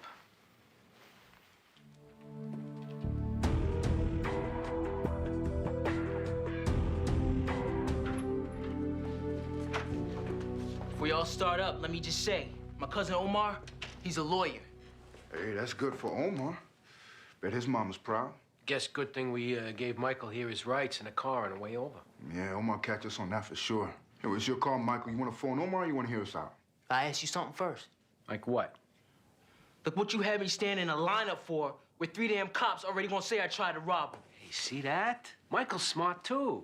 You should be more like your cousin. Put that mind to better use. Now, where were you this morning, Michael? My old lady Lulu's. We was out partying last night. This morning we was hungover, so we stayed in bed. So you're saying that Lulu can vouch for your whereabouts? Give me your phone. What's so damn funny? No, see, that lineup, witness just now picked you out robbing an old man this morning. You followed out of that same bank. You know that's why we put you in that lineup, Michael. You just want to make sure what you already know. I ain't saying I did. Well, we know it was you, Michael. We got witnesses. It's the same pattern we caught you off just now. So don't be lying to us. Thing is, that old guy's wife, she's been bugging us if we found who robbed them about a ring that got taken. You helped us, giving us a heads up what you did with that ring. We could get you some consideration. Helping you find this ring, that will help me out? All right. I got it. Where? Top drawer, dresser in my apartment. Write down the address. This gonna give me some consideration. And we'll definitely tell the DA you were cooperative.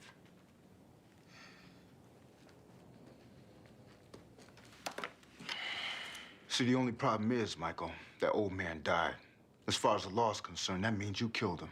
You telling me that old man died? Tough luck, huh, Michael? Man, I didn't even want to hurt that dude. Why didn't you just give up the damn ring?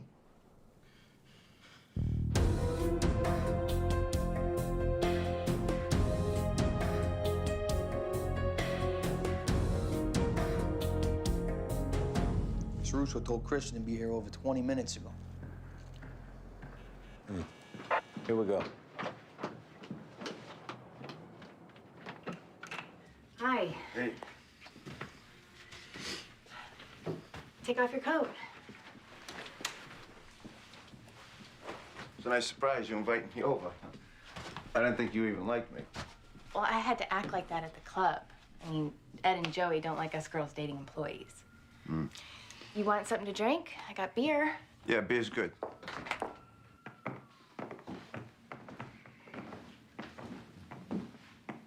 Let me lay this right out. I don't want happening to me what happened to Lana. I guess not. Because if what happened to her was because she was stupid and she wouldn't play ball, I'm not making that same mistake. I don't follow you. What's all this crap about Lana? All I'm saying is, you know, whatever you had to do, that's cool. What I'm thinking is I can take her place, selling jewels at the club. So I'm coming to you first to say you and me can be partners. Anything I make, you get half. Look, babe, come on. Enough talk. This guy's a major asshole. Easy, Danny. He's not interested in nothing but throwing a hump in her. Frank, come on. I want to get this straight. Sure, we're partners. How about show me we're partners? Come on, Andy, let's go. Just wait. Frank, that's enough. I don't want to. What is this? Kind of prick tease? You ask a guy over your house and then you don't want to? I asked you over because I want to talk about business. In private. I don't think so. All right, let's go. Just wait, it's not enough. It's a nice blouse. You wearing a bra under that? Hey, come on, don't! Now, let's go! Let's go! We're gonna do this. No, don't! Oh, that's all! What the hell's going on? You're under arrest for attempted rape. Slut like this takes it to her place. You think it's rape? I'm sorry, he wouldn't say anything. It's okay, Christian. You working with them? Are you skanky little bitch? You want to shut your mouth now, Frank, before I shut it for you? All right, Danny. All right. It's my jacket. Come on.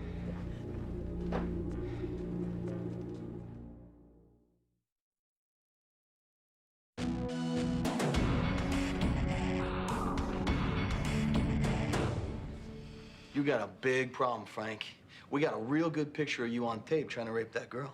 Your film debut's not exactly scoring you no Oscar, but it does win you 10 years in the joint. It couldn't be rape. She invited me over. This shows her saying no, and you not taking that for an answer. That's attempted rape. You want to see it?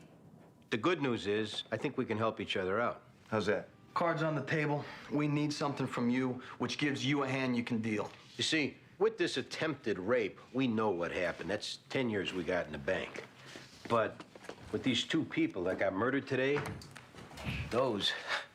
we don't know what happened. We're talking about Lana and Mike. Hey, that I know nothing about. Hey, we know you were there.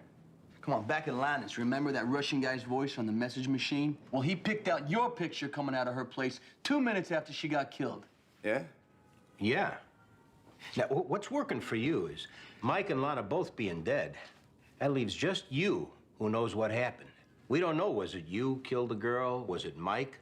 Plus, with Mike, did you shoot him for the money? Did he pull a gun on you? Now, if you could help us out with that, maybe we could make this rape thing go away. You mean like, go away? Like, poof. All right. I didn't kill no one. Mike killed the girl. It was all his idea. I just went along. So you were just robbing her? Okay, yeah, but she wasn't supposed to be home. Girl hits the gym at 8:30, 24/7. She don't get home till 10. This morning, she picks to meet the jeweler. Bad luck. Exactly. Mike, he's got a key. Made a copy once from when they was dating. So, Mike's planning this all along. That's right. So she comes in on us. She's just grabbing up the safe. She starts shouting. Mikey flips out. Mike did? Yeah. He sticks his hand over her mouth, ripping at her clothes, shouting at her, shut up, shut up. She just hits the floor. So you book? Damn right we book. Jump in my car, take off, park a few blocks away from there. Mike pulls a gun on me. I push the gun away, gun goes off. You're saying this was self-defense you're shooting, Mike? Yeah, like justifiable. I had to do it. You see, I didn't kill no one. Okay. You make a statement, we'll take it to the DA. Jeez. I just tell the truth and everything's cool. All right.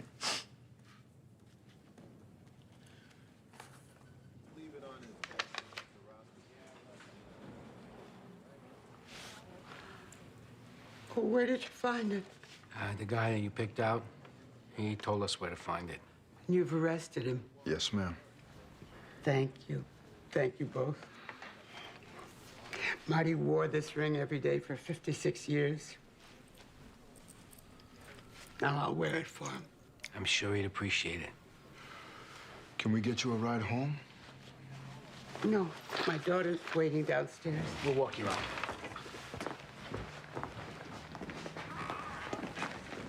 Frank Russo's writing down his statement.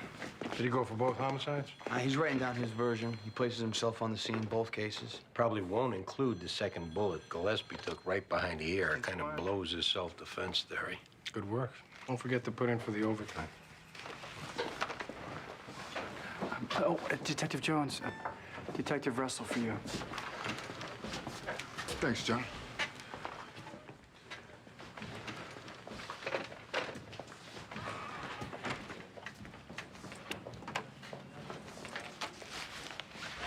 Sometimes too. Hey, wrote it all down. How Mike killed the girl and how he tried to kill me. Good. So what happens now? Well, you take a little ride to central booking and get processed. Well, is that what you call it? A formality, right? After that, I get bail? Frank, there's no bail on a murder charge. Murder charge? What's he talking about? The 2 counts of murder, Lana and Mike. Well, wait a minute. I explained all that, and you understood. Yeah, and you're getting charged with murder, so now it's between you and the legal system. But like we promised, we're holding off on the attempted rape. Oh, thanks for nothing. You lousy cops, you screwed me. What about that second bullet you put in Mike's head? Chill, Frank. There's always hope. We're cops. We don't believe nobody. But juries, you never know. Think of O.J.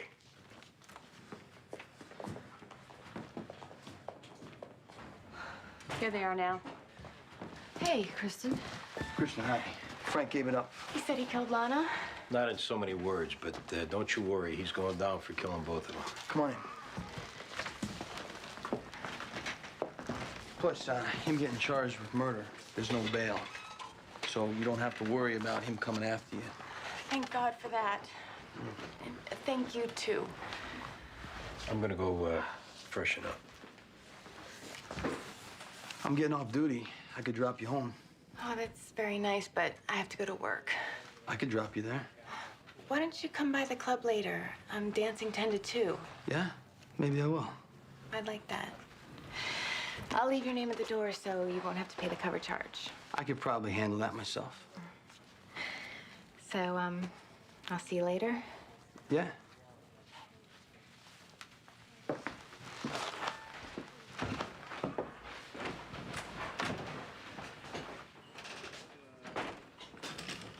Nice girl.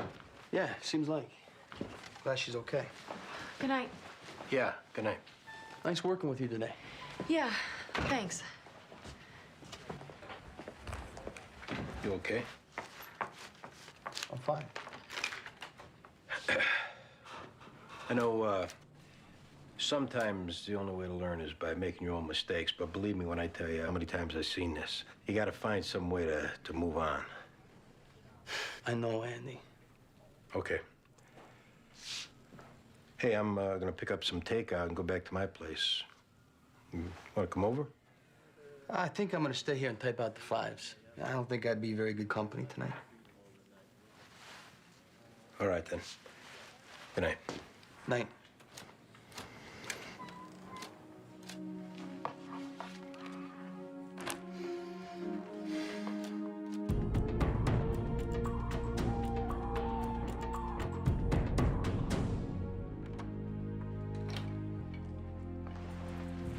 Andy.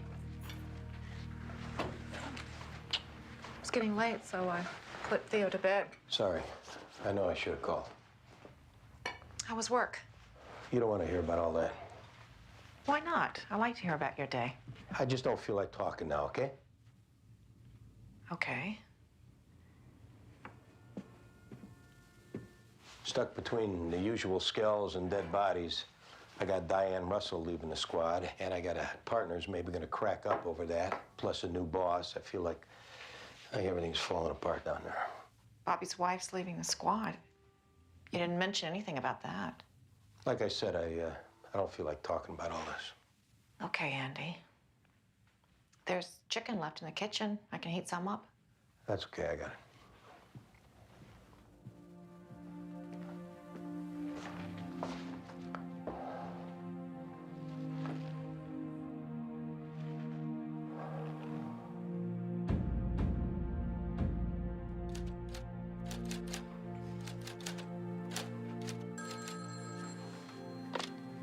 15th Detective Squad. Diane, hi. No, that's okay. I figured you'd get to me. Must be tough for you leaving. So how long you think you'll be gone? Are you going away someplace? Yeah, sometimes it's best not nailing that stuff down.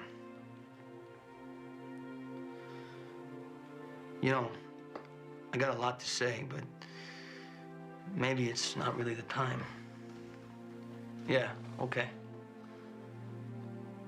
I'm here, you know, anytime you need me. You take care of yourself.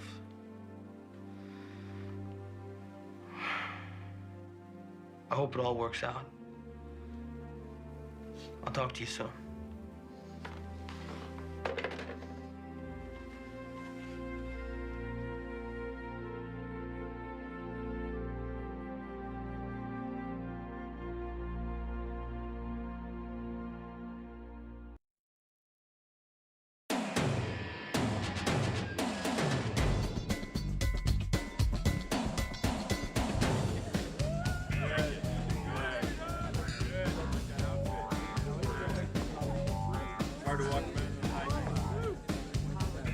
Pete, she gets off. Get her a drink on me.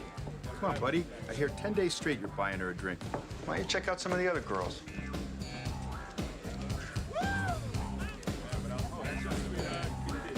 What are you drinking? Beer. Pete, see this guy? Make sure he gets whatever he wants, all right? Got it, boss. Petey had to work double shift, not our regular night barman. No, I guess he got the night off. I guess he got life off.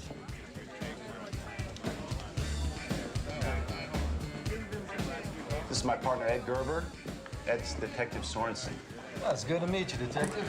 Yeah, you too, Ed. Listen, I don't know if Joey told you, but we got a respectable place here. We don't want any kind of trouble.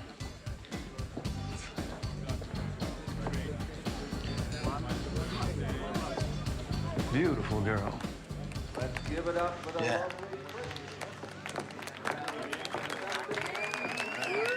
It's good to see somebody keeping an eye out for her.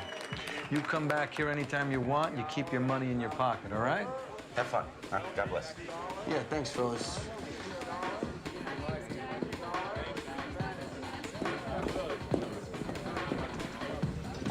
Detective Sorensen, I'm glad you made it. Kristen, hi. Call me Danny. Okay, Danny. How'd you like it? My routine. Oh, it's good. You know, if that was me up there, I'd be exhausted. No, it's a total rush. Can I buy you a drink? Actually, I'm through for the night. You want to go someplace else? Sure. You want to get something to eat? Okay. I'll just throw on some clothes. I'll be like 1 minute.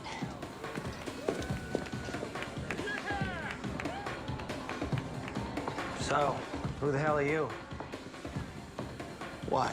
Bought that broad a drink every night. She's not leaving with me. So it's none of your business. You don't gotta be an asshole about it. I'm just asking a question. And I said it's none of your business. Look, she's done for the night.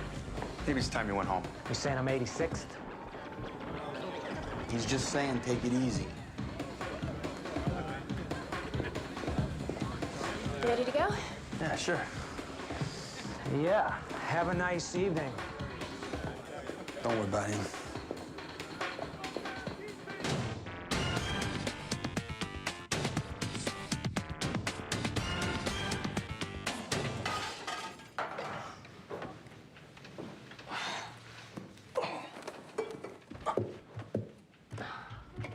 Oh my God. I am so sorry. I wanted to surprise you with breakfast. Oh, well, you definitely surprised me. Head hurt? Yeah, I drank a few past my average. Didn't slow you down. I am a terrible cook, but I popped up with this desire to be domestic. What, eggs? Oh, son of a bitch. Oh, no, I'm too late for eggs. How about some cereal? You've got some Cheerios, but I used the last of the sugar on mine. I really don't have time for anything. Hey, you see my cell? Thanks. Yeah, they've been paging me. I better run. Come to lunch at the club? My partner, he wouldn't go for it. You are going to make me miss you all day. Yeah, I'll see if I can shake free. Okay. I'll be waiting. Can I stick around and watch some cable? Yeah, sure. No problem. Here. Just, leave the key up on the transom. When you come in, Joey and Ed want to talk. They didn't say what about. Yeah, okay. Look behind that little wall back there.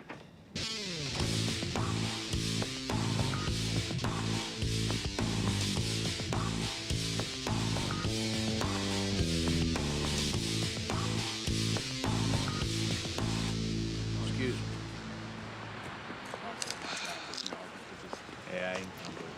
Hey, pager battery died. What do we got? 2 dope dealers whacked.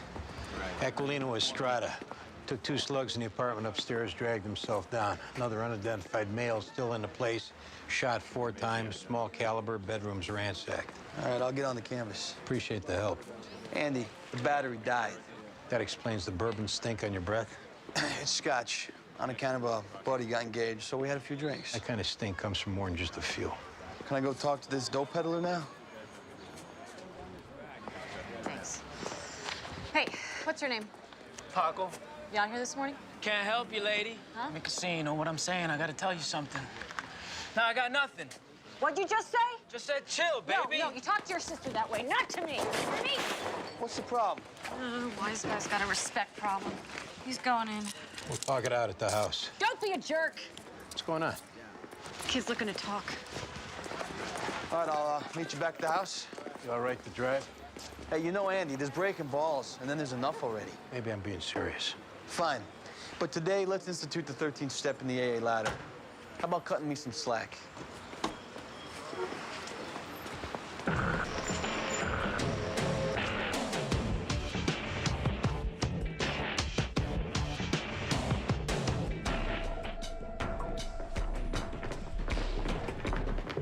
Hank, stow him in 3.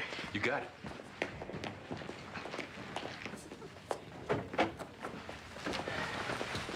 You partial to that desk, or would you rather work here? She's only gone a week. I talked to the boss, and the others won't mind. Yeah, we're working cases together. You might as well. Sure then. I'll run for the boss. You might want to find a mint. Medavoy, Jones, DOA in an apartment, 939 6th Street. Been there before. Big dope building. Surviving female was removed to Bellevue. Wasn't yours near Avenue C, Andy? Off 7th Street, near A. As soon as you can, let me know where they connected.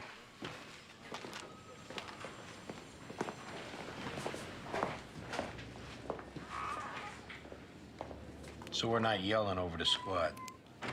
Yeah, good.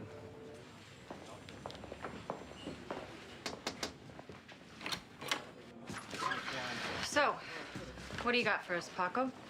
Off the bat, I want to say I'm not the type who talks to the police, and whatever I say, do what you want with it, but I ain't testifying for nothing. All right, thanks for setting that straight. You on the street this morning? Doing my job, keeping my baby fed. See 2 white Jersey kids roll up and head up to Aquilino's. You're on the street. How do you know they're going to Aquilino's? One of them used to be a steady customer. These whiteys are inside 5 minutes, then bang, bang, bang, and they book out and split. Get a plate? Oh, no plate. Green Maverick, a banged up tail end. But you could pick them out. Unofficially, bro, because like I said, I ain't testifying. Who's the former customer? Goes by Benji like the dog. Why former? They ever fallen out? This Benji used to come with another white dude, Michael Timmons, and this blonde piece of ass so fine you crawl over glass to drink out her toilet. About 3 months ago, they stopped coming. Aki said on account of Michael, took himself out. This happened in Jersey? Guess so. You ever a deal to these 3? When Aki wasn't holding. They ever beat you for payment? Piss you off in any way? Think I'm in here looking to get over on Benji? I don't need you for that. So you're just being a good citizen? I don't like running those white kids rolling over the bridge thinking they can whack us like animals. Can I split now? Yeah. Give us your pager number and keep yourself available.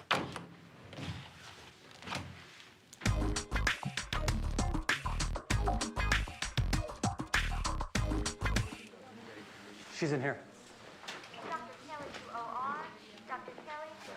How do you do, Mrs. Childs? I'm Detective Medavoy. This is Detective Jones. If you're up to it, we'd like to ask you some questions. I'll try. They gave me something for my pain. Can you tell us what happened at your apartment this morning? A man came in through the skylight, had a gun, kept asking for drugs. What'd you tell him? We didn't know what he was talking about. Then he asked for money. We gave him what we had, but he thought we had more. He thought we were drug dealers. What happened after you gave him the money? Patrick was tied up, and then he shot him right in the head. And he put the gun to my head, still hot. And he said, "Give it up." But I couldn't. So he beat me, and he put a cigarette out on my arm. Have you ever seen this man before? No. Did your husband give any indication the man was familiar? No. Mrs. Childs, have you or your husband ever been arrested for a drug offense?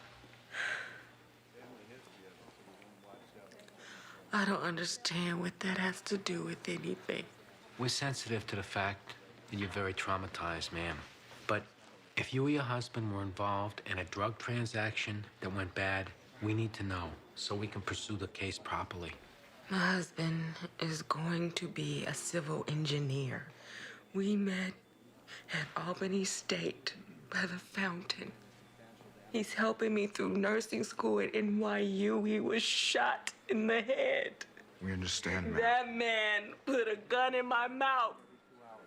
He was beating me and put a gun in my mouth. The answer is no.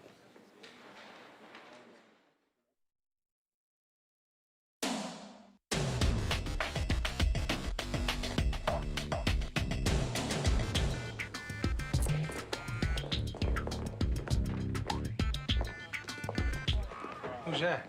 Benjamin Newhouse. We traced him off a possession collar he took with the suicide kid from Jersey. Came up with a Manhattan address. Yeah, good chance he's who Paco saw book out the DOA's building. You give Paco a look at him? We paged him. He's on his way in. You run similarities with these guys? What'd you get? Male, late 20s, tied up, shot through the head, female tortured. Was he shot with a .22?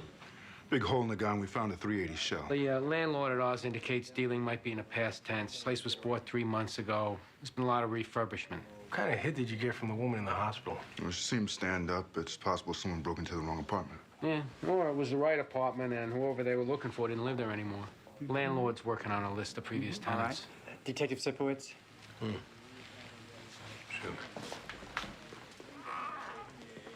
I'm sorry to show up out of the blue. Everything all right? You okay? Everything's fine. I just took some initiative on something and we need to talk about it. Took initiative on what? What are you talking about? Can we go somewhere private? Oh, yeah. I'll see Paco gets to look at Benji. I'll be pulling out the rest of my hair. I went out today looking for apartments and I saw one on 74th and 2nd that I think is perfect. And how'd you take initiative? Andy, it's just a little more than you're paying now, but 3 bedrooms, 2 bathrooms, a living room with high ceilings. It's flooded with light. Did you put down a deposit? Well, if I hadn't, another couple would have. Katie, I said I had to see the place first. I've said it 200 times. And you've seen 200 apartments and shot down every one. All for good reasons. A few good reasons. The bathroom was too small. The kitchen wasn't brand new. It seemed like the process was bogged down, so I took some initiative. This is the address. The agent is Josh Silverman. He'll show you the apartment whenever you want. Call me and I'll meet you there. Look, I'm all tied up on a case. Whenever you can, Andy. It's perfect. Maybe I could do it later. Thank you.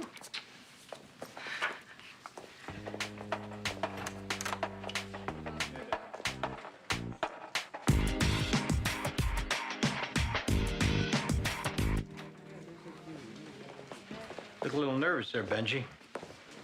Something on your mind? I'm racking my brains trying to figure out what I did wrong here. You on 7th Street near Avenue A this morning? This morning? Benji, you familiar with the term dumber than a bag of hammers? I haven't heard that one. In light of a few facts that we learned recently, that's exactly how you're coming across. Benji, you know what a two-way mirror is? It's so folks in there can see you without you seeing them. You hear any rustling behind that two-way mirror a few minutes ago? Maybe. You know a guy named Aquilino Estrada? Don't you have another maybe in there for us? You saying that was Aquilino behind the mirror? The way he pulled through, the doctors were calling him Miracle Boy. But wow, is he pissed. So pissed that we think maybe some of the things he said might have been blown out of proportion.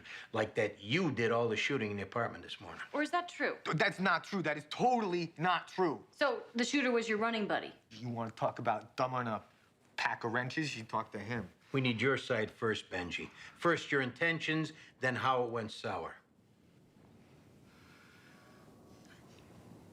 We were gonna rip off Aquilino for a stash. You know, just in, out, boom. So we went up there and we said, give us a stash. And then some other guy just appeared out of the back room and Jim got spooked and starts popping off rounds. Is it true what Aquilino said, that after the shooting, it was you who set to tearing up his bedroom? Jim again.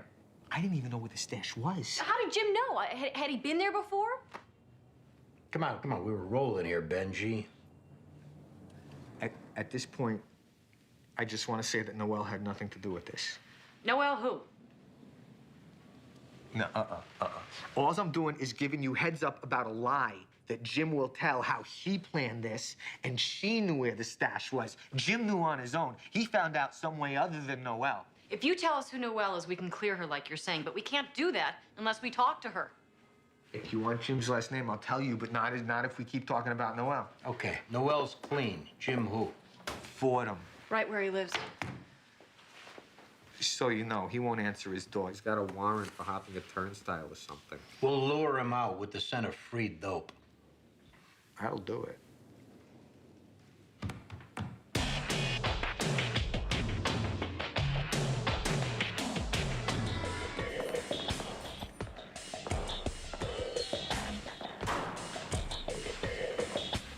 How's it going, Jonas?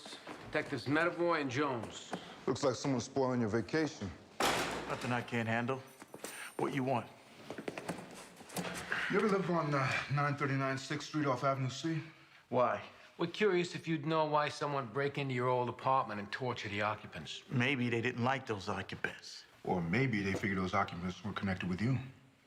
Don't know nothing about it. You don't have a single enemy on the outside? None I can think of. Well, that's because they're all in here stomping on your face.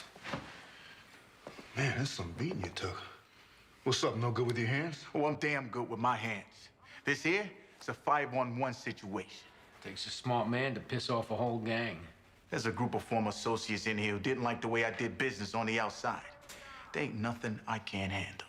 And getting smacked like that every day is a real chance for a brain hemorrhage. Yeah, they might not kill you, but no matter how tough you are, enough beatings, you'll walk out of here mumbling like a mental patient. You want it to stop, we can help.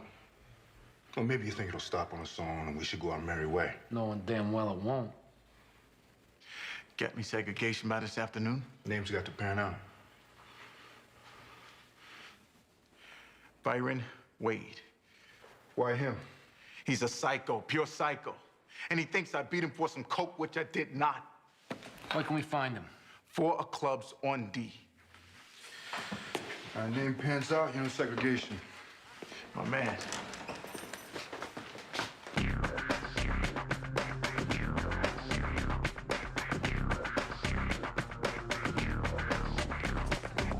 Benji told you it was a Green Maverick? Guy lucked out with parking. Building's right here.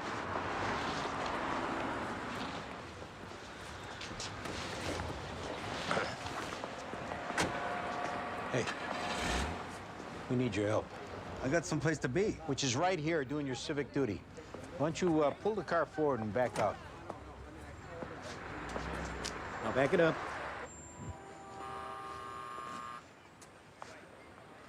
Yeah, what? Jim Fordham? Not here. Do you know where he is? Because I just hit a car by accident, and a neighbor walked by and said the car was Jim Fordham's. Oh, man, hang on.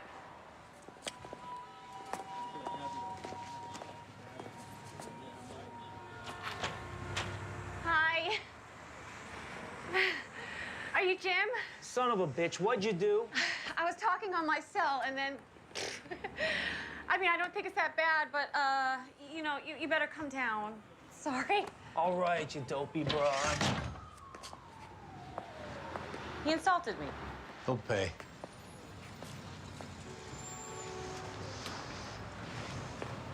Hi.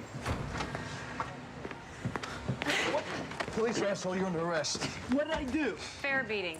And calling me a dopey broad. What is this, a joke? What about my car? We're replacing it with a brand new Ferrari. Walk, idiot.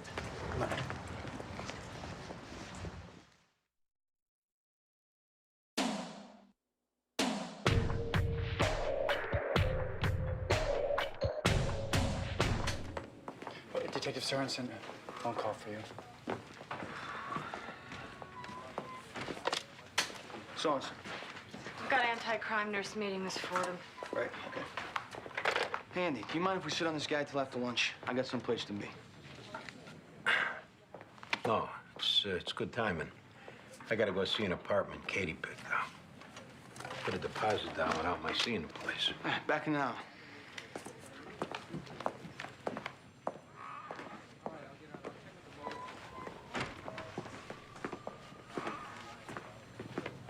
I'm on the air.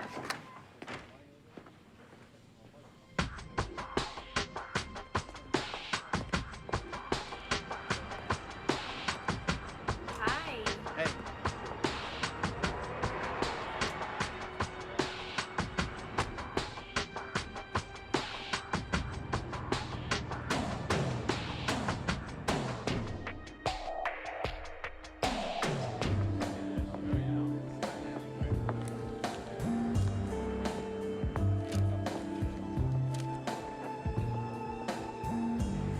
Medium well with sharp cheddar. Hey, great. Joey and Ed are really beefing up the kitchen. New fryer, new broiler, even talking about a rotisserie. Hey, bring in the free-range set. They're trying to make this a real lunch spot. It'll be great for me. Big tips waiting during the day, bigger tips dancing at night. I hate to break this up, but a hungry duo just walked in. I'll be back. Mind? Your club. I'm impressed to see you upright. Your man can handle the scotch. It was handling me pretty good this morning. Yeah, I know that feeling. So, Kristen mentioned I was looking to have a conversation? Yeah, she said you and Ed wanted to talk. Good. I was hoping she would. Hey, Pete, bring one of those pale ales in a chilled mug. Gotta grab it from the back. Right. So I got a favor to ask. Say no and I'll drop it, but Pete's got a concern. He's such a stand-up guy. I gotta try helping him. Shoot. He needs a passport because he wants to take his wife to see family in Dublin. The problem is he's a little afraid of stepping foot in a government office. Well, he's got a warrant on him? He says there's no reason he should. He's clean 5 years, but he spooked something might have slipped through the cracks. He doesn't know I'm asking, but if you could just check into as far as a yes or no, we'd both be in your debt. I'd like to help, Joey, but they got rules against that kind of thing. They also got rules against jaywalking, Danny. Pete McNeil, remember Danny Sorensen? Don't ever take a dime from this man. You got it? He's a personal friend of mine. Sure thing, Joey. Good to see you. Think about it, huh? But keep it hush-hush to Pete. Don't want to embarrass him. I got bills to pay. Here's his Social Security number. I'll see you soon. You forgot your beer. Nah, it's for you, pal. Hair of the dog. Cheers.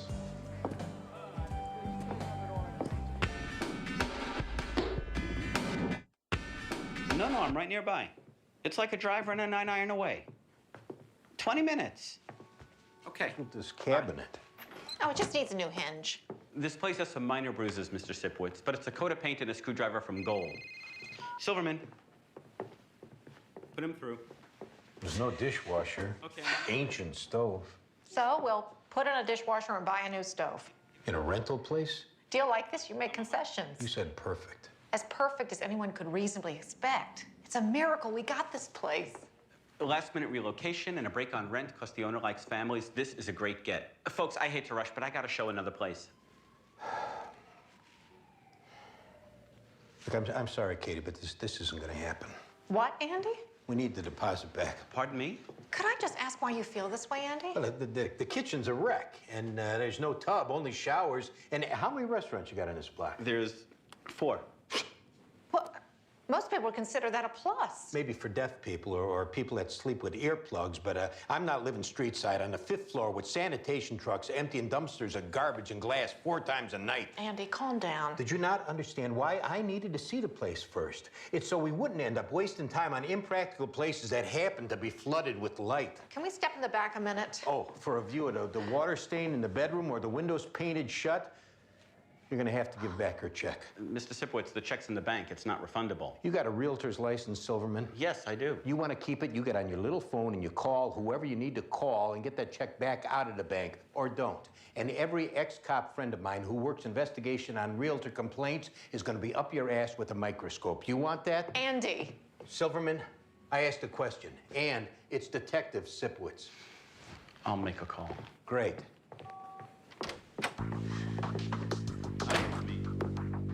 Get me Susie at the bank.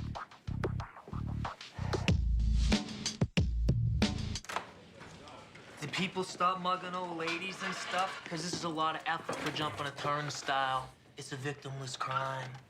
Maybe you're here on something else, Jim. You ever been to 1501 7th Street near Avenue A? I don't know. That's not where you scored dope from Aquilino Estrada? I don't know the place. You know a girl named Noelle?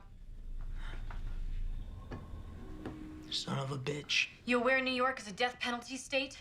But the crime's got to qualify you for it. They call it special circumstances. Like whacking a guy while ripping him off for his dope. That's murder in the course of a robbery. That bitch whore. You give a statement of remorse, you might beat the death penalty, or you keep saying you don't know the building, or Aquilino Estrada, or Noelle, or Benji, and wipe yourself off the face of this earth. This was not my idea. All right, that stone cold blue baller promised me many a trip around the moon on her ass if I did this for her. How'd she approach you on a robbery? She wagged her tail in my face, said that she had an easy score, but she'd only hand it off to the right guy. What made you the right guy? I got a gun, but she said it was my charm and good looks and what a punishing hammer I am in the sack. Thought she was blue balling you. She controlled you by giving up a crumb of the poussoir here and there, but you pay for every ounce. That make you bitter enough to put her in the middle of a robbery you planned? I never heard of whatever his name is, Estrada, before Noelle. And I definitely had no idea where he kept his stash, which she found out by banging him. Where's Benji fit into this? He's totally in love with her. She treats him like dirt, standard Noelle. She said her last name was Jones. She lying? It's Burnett. She lives on Bowery? Stanton. Big-titted blue ball and sack of lies. Guess you picked the wrong girl.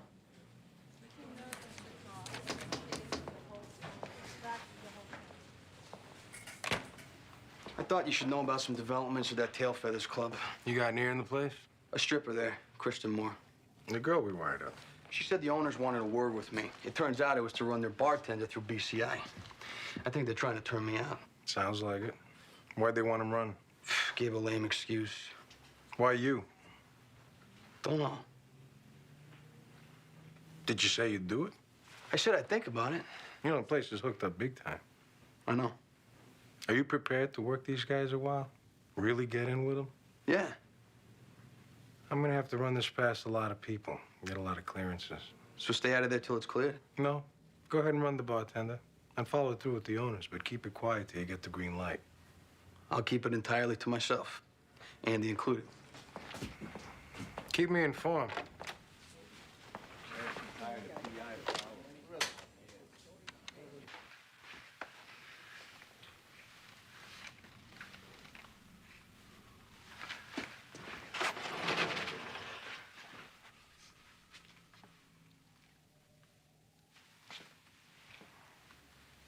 Three. Number 3 is the man that attacked you this morning. And killed my husband. Keep number 3.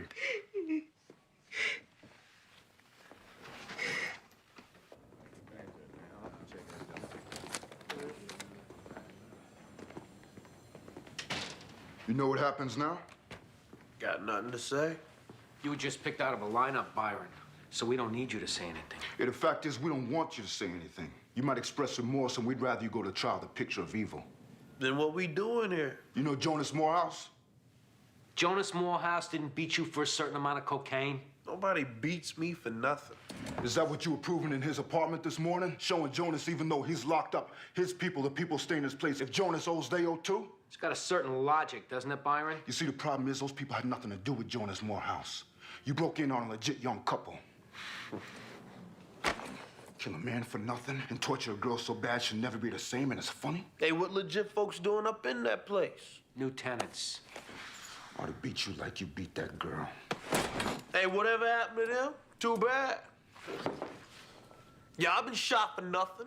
Been dragged in and been beaten by y'all just for walking around. But things happen. So it's okay? It's the way it goes. Don't say nothing else, Byron. You're picture perfect right there.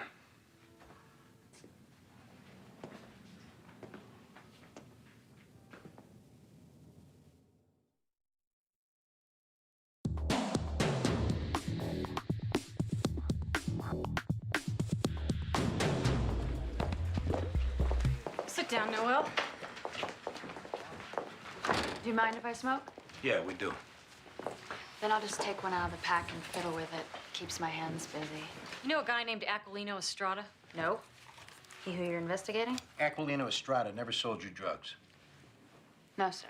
You've never been to his place on 7th Street? No, ma'am. You know anything about him and a partner getting murdered this morning? Would it surprise you to know we have information to the contrary? Specifically, that you engineered a robbery that turned into a double homicide. Problem is, unless you confirm the killings weren't in the original plan, we have to tell the DA that you planned them from the jump. Okay. Time out. What are you talking about? Did you hear me? Sorry. Force of habit. Does the name Jim Fordham mean anything to you, or Benji Wallace? Oh, my God. Are you saying that Jim and Benji killed someone? Give a statement how this went bad, and you could be looking at a sweet deal. I can't believe this. It's a real tragedy. Tell us what the original plan was. I have no idea what the original plan was. Talk to Jim and Benji. And they said talk to you. And you took the word of Jem the limp dick junkie and Benji the retard. They're putting you in the middle, Noel. Give us a little more than insults. Was I aware of the possibility they'd rip off Aquilino? Yes. But I was also aware of their plans to boost a car from a Porsche dealership and rip off that Pequot casino in Connecticut. They've got 1,000 big plans. But I never imagined they'd go through with one. What'd they mention about this one specifically? Just that they were gonna do it someday and they could probably do it in under 2 minutes. Was I supposed to take that seriously? Guess so. Please.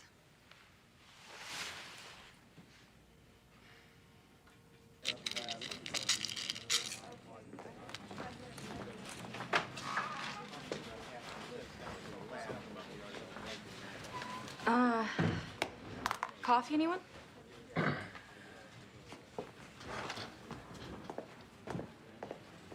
This Noel was stringing those guys by their Johnsons. Yeah? She go for it? Not yet. Your lunch date was a dancer from Tailfitters, am I right? So what?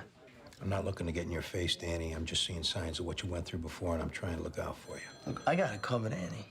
All right, fine. I'm here if you need me. 15 squad. Now, you want to hop back in this case? Detective Sorensen. Sorensen. Okay. All right. Thanks.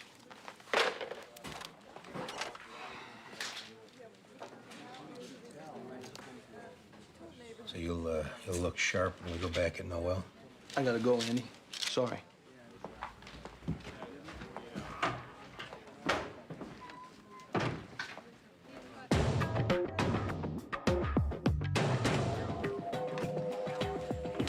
Jim Forden's wrapped up.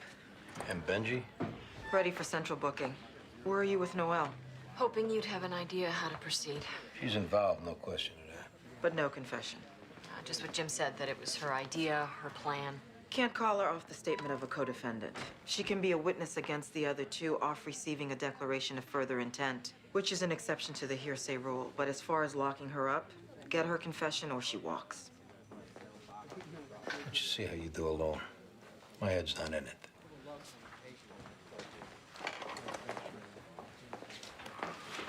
Oh, sorry. It's all right. No statement from Byron Wade? No statement. The caller was still holed up. No look better and no deal. He goes to trial. I'm sure that's how it'll go. Are you all right? It's a tough case. I'm making spaghetti tonight. Come over and let's talk about it.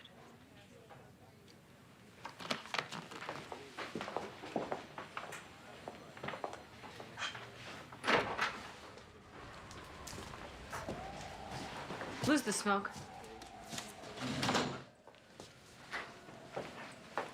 Jim gave you up. So did Benji. Am I under arrest? I want to give you an opportunity to help yourself first. And how would I help myself? Give a statement how you coaxed Benji and Jim into ripping off Aquilino.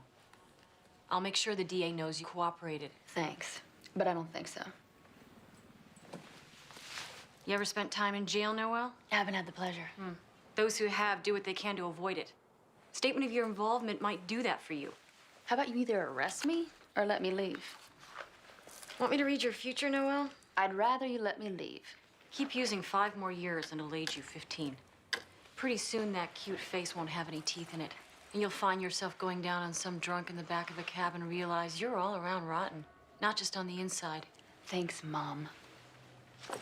Can I go? You got away with murder today because you conned a couple of poor saps. Maybe you'll get away with it again, but one day you're gonna slip.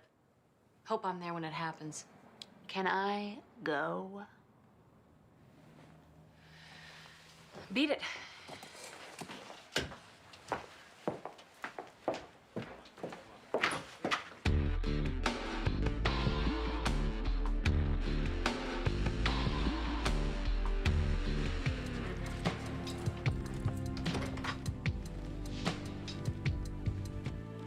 Hey, kiddo.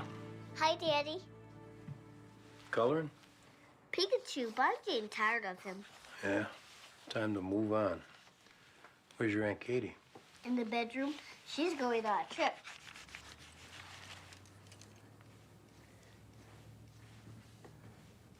You keep coloring, Theo. I'll be out in a minute and we'll read Cat in the Hat. Good. I lied to Theo about a trip. I hate lying to him, but I couldn't think of a better way. What are you doing? I'm leaving Andy, and I consider our wedding plans to be off. I'm sorry about that apartment, Katie. I apologize. It just wasn't the right place. Andy, I came to a realization leaving the building that if that apartment wasn't the right place, there is no right place. Katie, you know I'm resistant to change. How could you not know it'd be a trial finding a new place? Are you in love with me, Andy? If you were, you wouldn't have to think about it. I care for you deeply, Katie. You know that. And I care for you, and we both care for Theo, but that's not enough to make a family. I had a fantasy that it might be, but we're already bickering. And you've already started with the I'm sorries. I'm sorry I stayed out all night. I'm sorry I got drunk and got rough. That was the past. It's not the same now. But it's the same pattern taking shape. We'll bicker, and then you'll start to resent me, and in a short time, you'll hate me.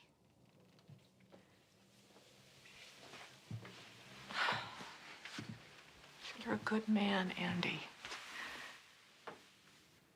But we're not in love.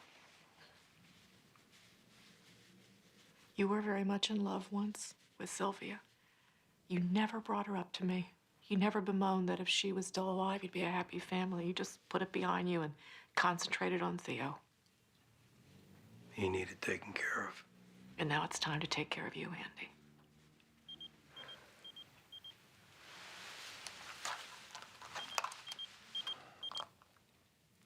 It's 911. I may have to go out. I'll stay till you get back.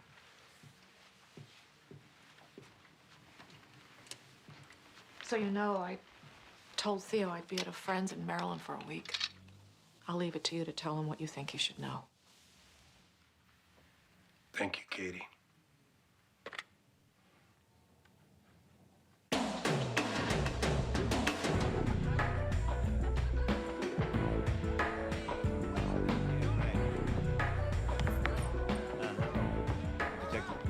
Right.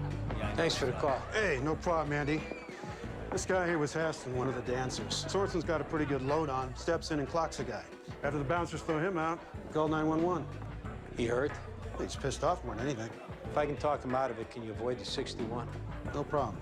Thanks. Sure. How's it going? Andy Sipowicz. Look, I'm trying to sort out what happened here. This guy's my nephew. Yeah, well, he just slugged me out of nowhere. I didn't do anything. Well, I'm getting him home, so he's not gonna anymore tonight. He's not getting arrested? Look, I'm gonna ask you a favor. Put it behind you and head someplace else, all right? There's lots of places like this around here. Drinks around me. The guy should be locked up. Don't worry about it. After what he gets from me, he's gonna wish he was. What do you say, huh? Yeah, whatever. Appreciate it. Thanks. All right, let's go, Danny. Come on.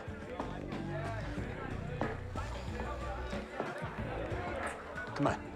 Come on, Danny. I'll call you Danny. Yeah. He's got to work some things out. If he wants, he'll call you. In the meantime, lay off. Let's get out of here.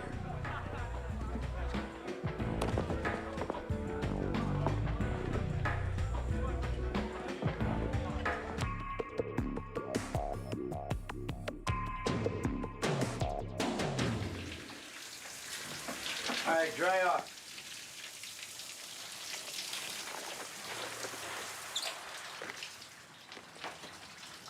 I'll make coffee.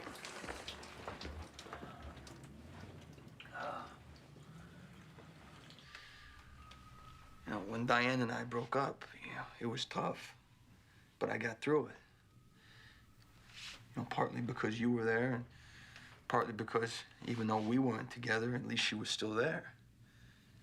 But then when she just up and left, I don't know, I just felt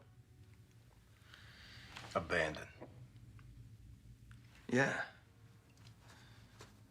You know, like I was 6 again, standing in the terminal with my mom, telling me keep care of my sisters before she sent us away.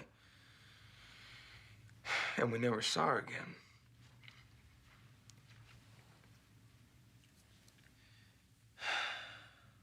I was sick in love with Diane, Andy. I had too high an expectation. I guess I wanted her to make up for my mom leaving. Understanding. That's a good step toward getting better, if you want to. Absolutely, I do. You know I'm here for you. I'll stay. We can talk all night if you want. What I want is to get some sleep. I don't feel like I've had a night's peace since I was a kid. But maybe tonight I got a shot. How about I stay on the couch? No, Andy, you go home. You know, be with Theo. Don't ever let him think you're not there.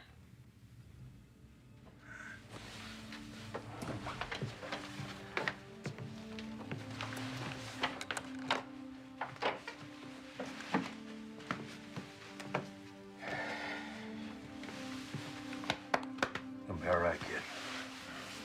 You need me, you know where I am. Yeah, thanks, Andy. You know, for everything. Good night. Night.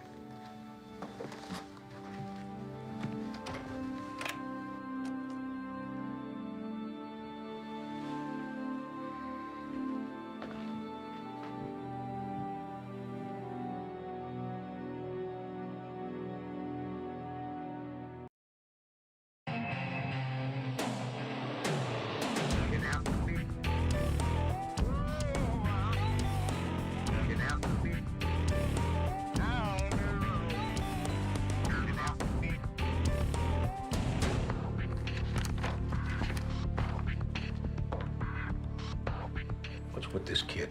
Is he trying to give me an ulcer here or what? Do you want me to page him again?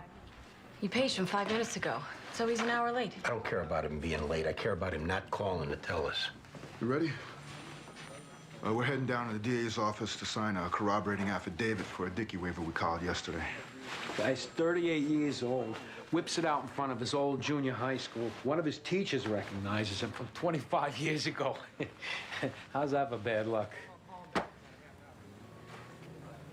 Anyways, You paging him again? Calling his apartment. Danny, hey, it's Andy Sipowicz. I'm sorry to bother you again, but, you know, if you're there, you might want to, I don't know, get your ass to work before the boss shows up at 10 o'clock and finds you AWOL.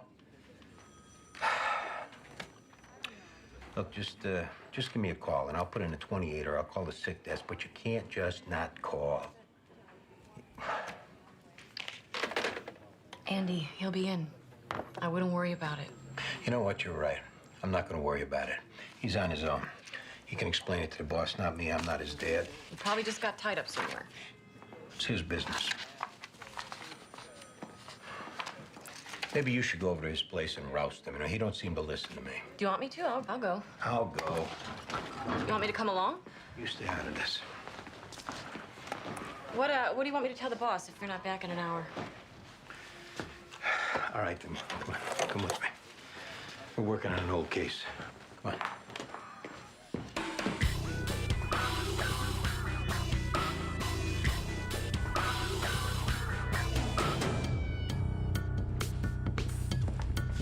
This is on the QT. What's going on here? Okay. I don't want to get out about him getting his load on last night at some strip club. Okay. We're closing ranks here. Andy, I got it. Good. Danny, get your ass up. This is ridiculous. Coming here to drag him into work like he's Elvis or something. Danny! If he's shacked up with that girl, I'm walking away and you do the talking, because I'll... What girl? That's not a detail you need to worry about. I'm gonna get irritated here in about 1 second.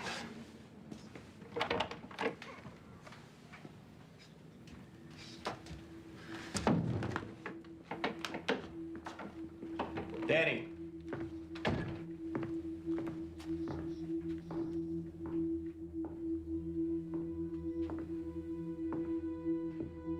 Andy. What?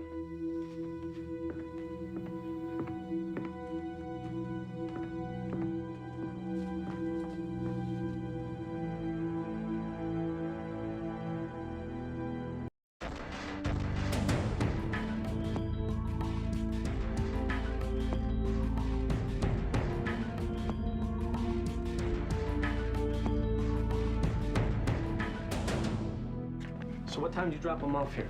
2 a.m. Was a girl here? No. You know what a girl is? Kristen Moore. She lives in the 17th precinct. We can get you the address. So you know her. She helped us with the case. Wore a wire on a homicide suspect. Was that when her and your guy got friendly? I guess so. How long ago was this? I don't know, a week. What else do you know about her? She worked at this club, Tail Feathers. Strip club. Yeah. So she's a stripper. Yeah. Your guy and the stripper argue a lot since they got friendly? He didn't kill her. All due respect. If you two caught this and one of our guys was banging a stripper and she ended up dead in his apartment and he's in the wind, I mean, come on. This is a mystery. He didn't do it. All right. Anyone else jump out? Jealous ex-wives, girlfriends? No. Because this was enforced entry. Yeah, we kind of noticed that when we came in. We don't know who did this, but just so you know, we're gonna be working our end trying to find out who did. We'll give you a heads up if we find anything, though. We don't got a problem with that, but if your partner contacts you... When he calls us, we'll call you.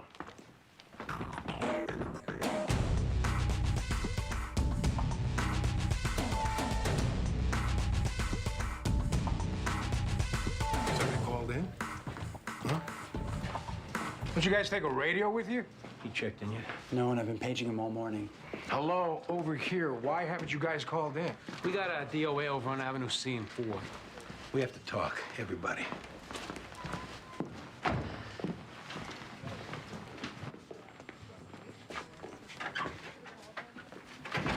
What's going on?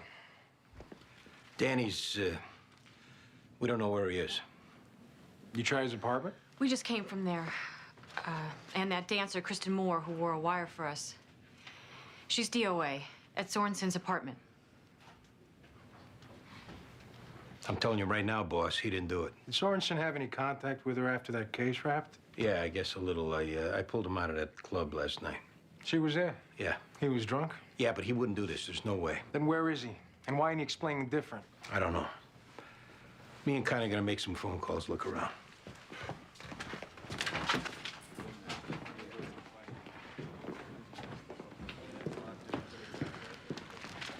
So we don't know where he is. I wasn't lying to the boss, my boy. We don't know. Okay.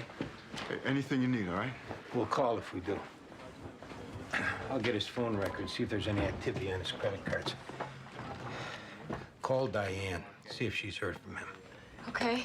Don't tell her about the other part, just if she's heard.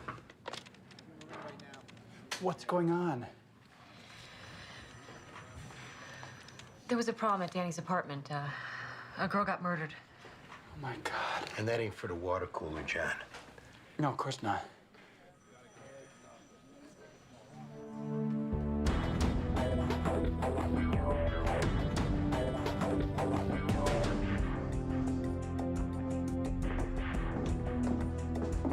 Dear Ways is Cyrus Morrison. Lives here. Got shot a couple of times in the back as he's running to the rear. Here we go. It looks like one in the head close range while he was on the ground. You heard about this guy? No, you? Yeah. It's like a neighborhood witch doctor type guy. Reads your fortune, removes evil spirits. I got a call here one time because some old lady gave him $100 to communicate with a dead cat and wanted her money back. Because I guess, you know... All right, well, what else you got? Another black male was here when it happened. Got shot in the side of the head. He's at Bellevue. He gonna pull through? Looks like it. He give you anything before EMS carted him out of here? Nah, he was already gone. So who called it in? Neighborhood shots, call 911. She's next door when you want her. What's with the cape? Looks like he was getting his hair cut by the guy at Bellevue when it went down. All right, we got this now, thanks. Catch you guys on a bad day? Yeah, you did. And how about you don't make it worse by breaking our balls? Excuse me.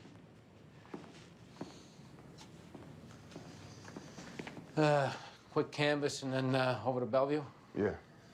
I am totally operating under the standpoint that Danny had nothing to do with that girl getting dead. Yeah, me too. And you know what? Let's just not talk about it anymore until we find out what's going on. Amen.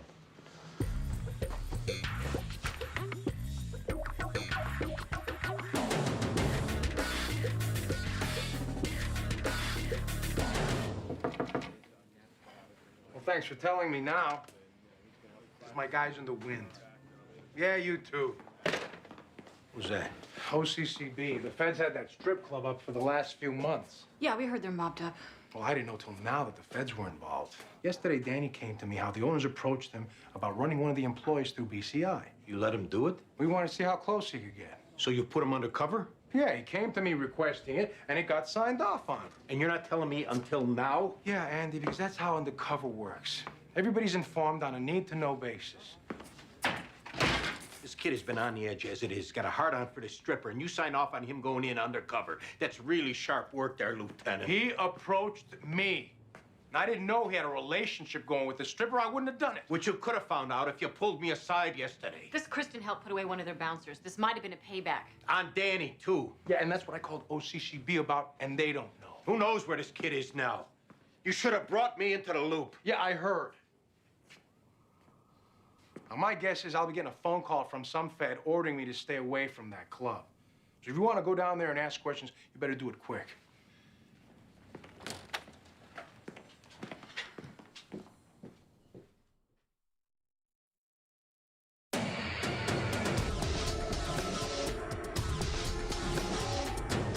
Okay, stretch all the way out. Feel it now? Okay. Hey, how'd it go last night? You get Danny home? I want to talk to you. Everybody else, speed it. What do you want us to do, boss? Get out of here, now. Move your ass. Jeez. What's the problem? Can't find Danny. You took him out of here last night. It's the last I saw him. Well, what have you heard? Nothing. I barely know the guy. I ain't heard nothing. I don't know nothing. I think you do know, Joey. Well, I don't. Try that girl Kristen he's been porking. Maybe she knows something. She's gone, too. Okay, so maybe they up and join the circus. I don't know. Who really runs this place here, Joey, huh? I know you're fronting for somebody. Not me, guy. Stay out of that. That's a wrong-way street.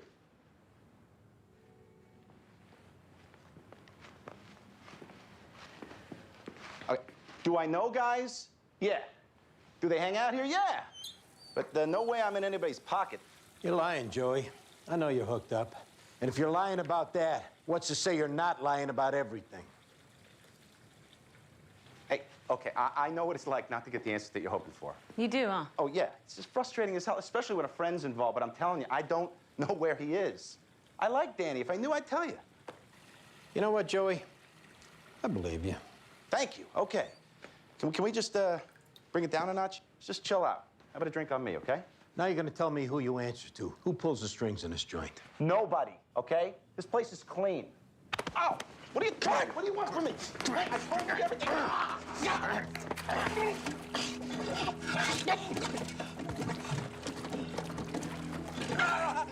I don't know names. I pay protection to some guy I don't know.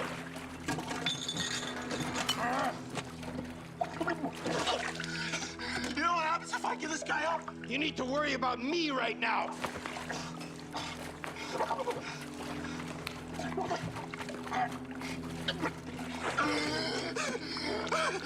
Paul. Paul who? Paul Catapano. Paul Catapano!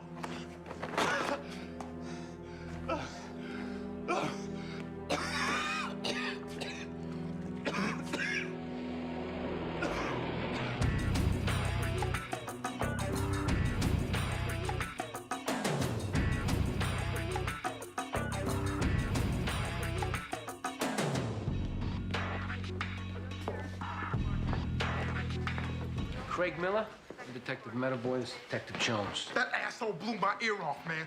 My ear. Doctor said they're gonna have to use part of my thigh to try and replace it. Well, you still have the other one. Cyrus dead. Yeah. It's messed up, man. What happened this morning? I'm giving Cyrus a haircut and someone knocks. I go check it out, and I tell Cyrus it's Damon. Do you know Damon? I've never seen him before. And then Cyrus says, well, does he look upset or does he seem okay? I says he looks all right because he did. So Cyrus says let him in. He starts shooting right away? No. Cyrus was talking Damon up about how Damon was one of the best helpers he ever had. And then out of nowhere, I hear this explosion and I hit the floor. Background, I can hear Cyrus screaming, more gunshots. That's all I can remember until I woke up in the ambulance. All right, so Damon was Cyrus's old helper and you were his new one. I do stuff for Cyrus, but it sounded like Damon did a lot more for a lot longer. And what do you do for Cyrus and how long you been doing it? Odd jobs, carrying groceries, running errands, that kind of thing. Been doing it for a couple months. You guys lovers? What? Hey, screw you, man. I don't gotta take that. Hey, we don't know you, Craig. We're hearing what we're hearing and we gotta ask the questions. No, we weren't. Look, maybe Cyrus likes guys, but I don't. And don't bring that to me again. And this wasn't when the enemies come gunning for you and the old man got in the way? No, or I'd be dead and Cyrus would have his ear blown off. Don't you think? Man, you guys are whack. You know what? I'm tired of these dumb-ass questions. Could you pick Damon out of a group of photos? Yeah. We'll be back. Okay. But when you do come back, why don't you show me a little more respect? What? Come on.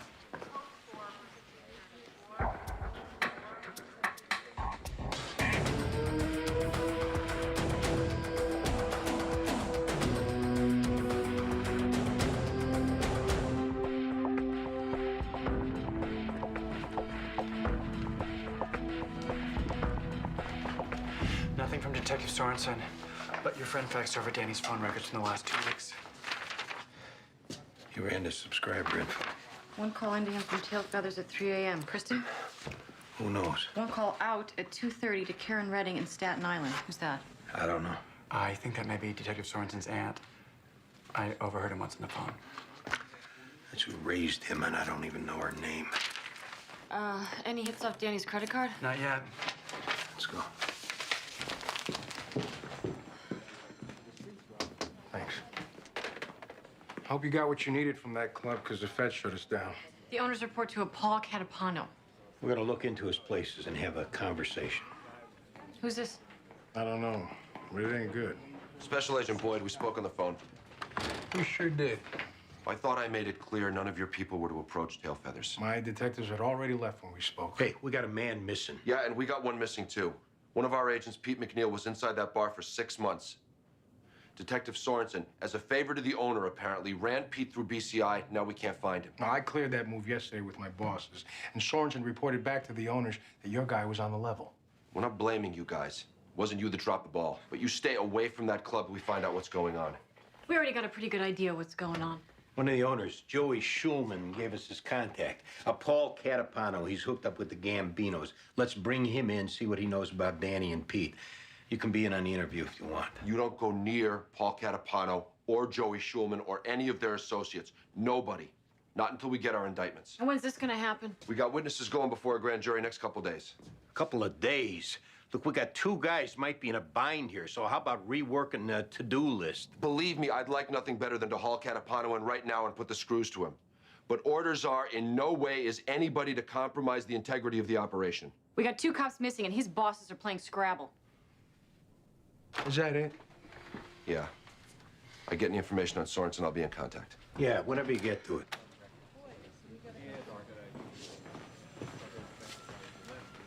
All right. Here's what we can do.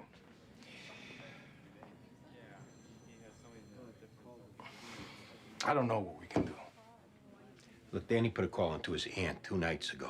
That's who raised him. But from what I can gather, they hadn't talked for a while. We'll head over there and see if she can give us anything. Where is she? Staten Island. Hey, it's either that or head back down to Tail Feathers, because I am not going to sit around here doing nothing while Danny's... Hit it and keep in contact.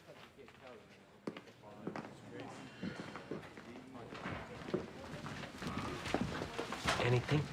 No. What do you got in your case? That second victim at Bellevue, Craig Miller, tells us he opened the door for a guy named Damon. Damon's a shooter. Damon got a last name? Miller.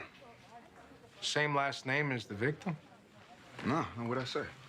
You said Miller. No, it's Harvey. Damon Harvey. Got it from the DOA's phone book. Yeah, that Damon had a couple of possession collars, and we ran a photo array for Craig at Bellevue, and he picked him out right away. We just put Damon in the pokey. Neighbors said that Damon worked for Cyrus for a year or so, living there on and off. Love triangle? Yeah, something was going on. All right, let me know. Anything we can be doing for Danny? What I need for you guys to do is run this case so I know at least one thing's going right today. Okay? Got it.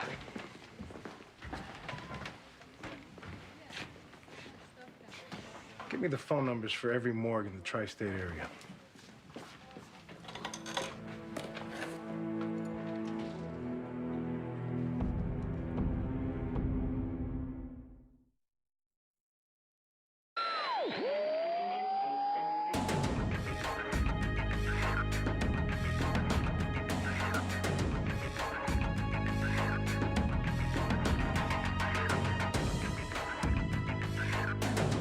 I'd like to know what I've been handcuffed and dragged out of my apartment and pushed around for. Nothing comes to mind, huh? No. How you know Cyrus? Cyrus Morrison? No, Cyrus Schwartz. Yeah, Cyrus Morrison. I worked for him for a while. Doing what? Assistant work. What's that mean? I assisted, helped out. Did you live at his apartment? Briefly. Why'd you stop working for him? It's time to move on. Well, you get the load for him, so he got a new houseboy? Is that what went wrong? No, it was a mutual decision for me to leave. It's funny how you're not the least bit curious while we're asking all these questions about Cyrus. Well, maybe I haven't asked, but I've been wondering. Mm-hmm. Did something happen to him? Yeah, you blew a hole in his head. What? No. The guy cutting Cyrus's hair. The guy you shot in back of the head and left for dead. A little update for you, Damon. He lived. And we got other witnesses put you in and out of that apartment this morning at the time of the shooting. I was nowhere near Cyrus's apartment this morning. Where were you? I woke up and did my exercises. Then I went next door to my church and had breakfast. You were at church? I was at breakfast at the church. Deacon Miles and his wife have a pancake breakfast there every morning. Ask them and they'll tell you. What time you get there? 8. Now, Damon, this might be a lot to ask for a houseboy, but for once in your life, stand up and be a man.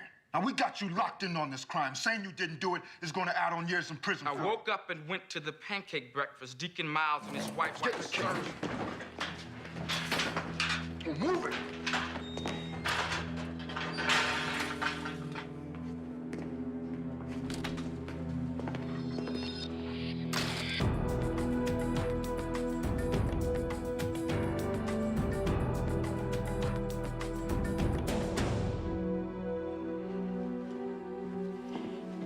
Has something happened to Danny?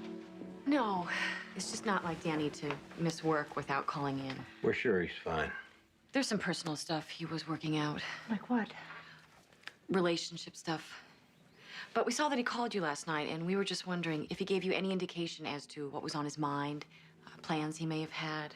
Well, I was surprised that he called because I haven't heard from him in a long time. I would call him, and then he wouldn't call back. What was the other night's conversation about? He wanted his mother's phone number back there in Norway. I don't know if he told you about all that. You raised him. He hadn't seen his mom since he was a kid. Right. They hadn't talked either, Danny and his mom? No. My sister, Anna, thought it was best if there be no contact. She thought it would be too hard on Danny and his sisters. And the story she made me give them was that she'd passed away. Ugh, it sounds so ridiculous now. It sounds so terrible. And when Danny found out that it wasn't true, then he blamed me, and that was what caused the big rift between us. And that was why he stopped talking to me. Don't ask me to explain how a mother can let her children go, but she did. I'm sure she regretted it. Oh, yes, she did. But it was a little late. Anna came to New York 3 months ago to try to make amends, to give her version of it. And Danny's sisters begged him to go over and see her with them, but he wouldn't. So the other night, he sounded like he was ready to talk to her? He asked for her number. I figured he was calling me at 2 a.m. because of the time difference over there. He seemed all right, other than that? At the end of our conversation, he told me that he loved me and that he was sorry. And I told him the same thing. That's the first time he ever told me that he loved me. Oh, excuse me.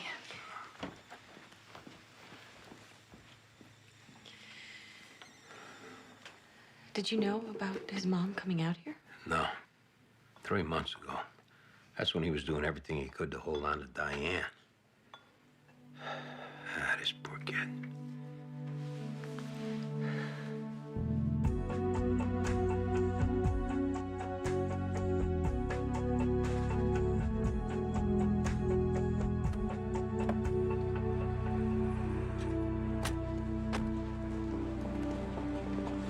Excuse me. May I help you? Thank you, Miles. Yes? Detective Jones of Medavoy. Is there a problem? Do you have a pancake breakfast here each morning? Yes. Does somebody want their $3 back? No, sir. You know a Damon Harvey? Sure, I know Damon. Lives 2 buildings down. When was the last time you saw him? This morning at breakfast. You sure it was this morning? I'm sure. What time did you see him? Well, I opened up. I collected the donations. He wasn't there. My wife took over at the door. So I guess it was when I was helping serve breakfast. Did something happen to Damon? And what time was that you saw him? 8:30. But he might have been here earlier. Why don't you tell me what's going on with Damon? There's a police investigation. Involving Damon? Are you sure? Yeah, we're sure. But thanks for your time. That's all we need. Do you have a card? Because Damon, I know Damon. Damon's a fine young man. Great. He's volunteered for numerous activities and events that we've organized through the church. Yeah, well, you know, I don't know what to tell you. Hey, it's a man of the cloth. You might want to, you know. I don't have the time right now.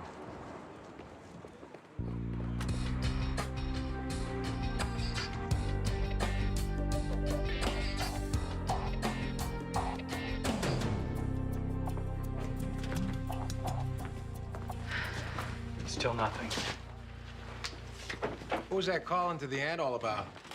Family stuff. Is that all I get? That's all there is. He was facing up to some issues that were overdue. But at least that shows that maybe him being gone isn't related to... I don't know. 15 squad. Nothing. We didn't get nothing. Oh, yeah, he's right here. It's for you. Sipowicz. Yeah. When? What's the cross street? Got it. Credit card hit. Danny just checked into a motel in Jersey City. Let's go. Hey, you need us? We got it. Well, that's good. That's good. What's going on with your case? 911 call came in at 7:55 a.m. A neighbor called it in and said she placed it like 10 seconds after she heard the shots. Now, the earliest Damon could get back to the church breakfast in normal traffic is 8:15. We talked to the deacon. First time he saw Damon was 8:30. What's this? You know, we went back to the crime scene. Stashed in the box in the closet was a stack of porn, including some photos of Damon and the DOA frolicking. Get with the DA's office.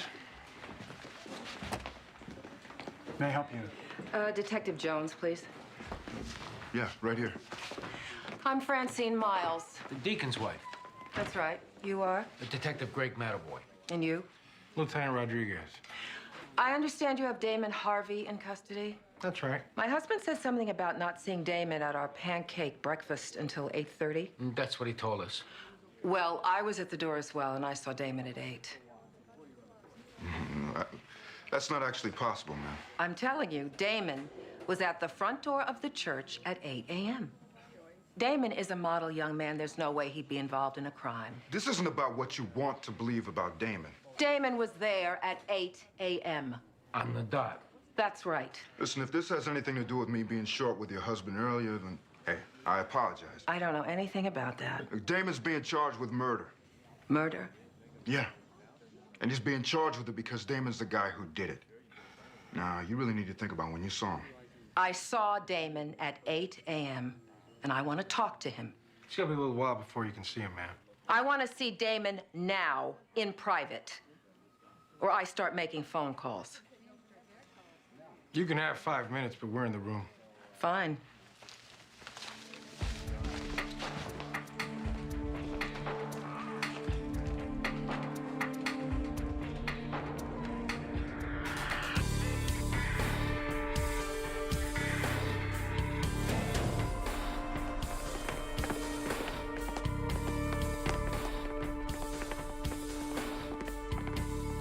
Right here.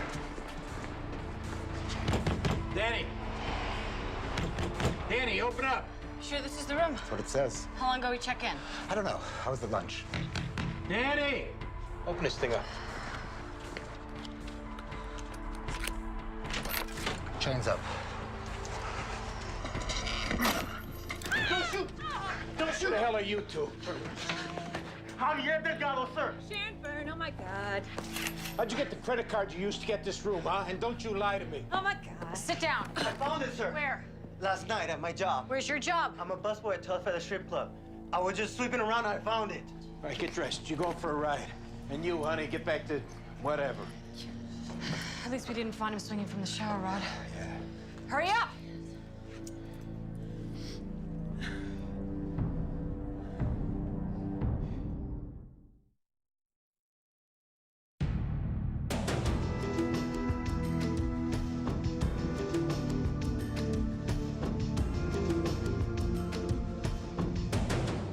The shooting victim at Bellevue picked our suspect out of a photo array, then out of a lineup we did down at the hospital. Neighbors confirmed he used to live there, work for the DOA. And as you can tell by the photos, they had a relationship.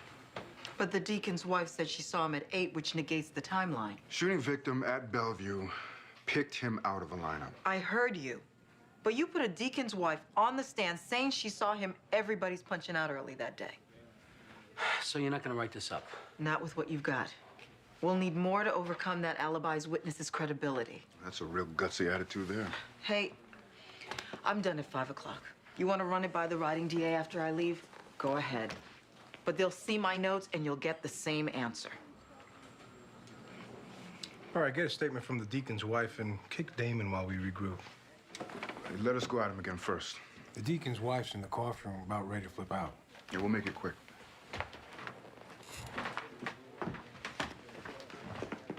Sorry.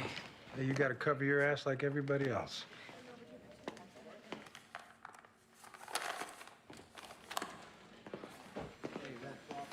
Aren't I supposed to be out of here by now? I think I am. Something came up. Does Mrs. Miles know you're talking to me? She sure does. I don't think so. I think you're lying. We didn't know you and Cyrus were this close. Where'd you find those? Look, I don't want her to see those. Those are private and personal. You show those to Francine and I will sue you. She's already seen him. When? Right before we came in here. What'd she say? What do you think she said? Well, I want to see her. I want to explain. She's gone.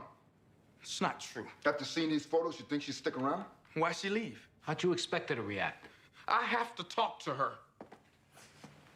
How long you been banging her? Don't call it that! If you love her, then tell us what happened. Stop lying or it all gets out and everybody's life is ruined. It's already ruined. She tried to come through for you by backing your story. And in doing so, she's in a lot of trouble unless you protect her right now. How many people are you gonna hurt, Damon? People who tried to help you. Like Mrs. Miles. Like Cyrus. He never tried to help me. He used me. Said he'd show those photos to the deacon and Mrs. Miles if I didn't do more things with him. And that's why you killed him? I warned him. He didn't believe me. And you killed him. I stood up for myself. Please let me talk to her.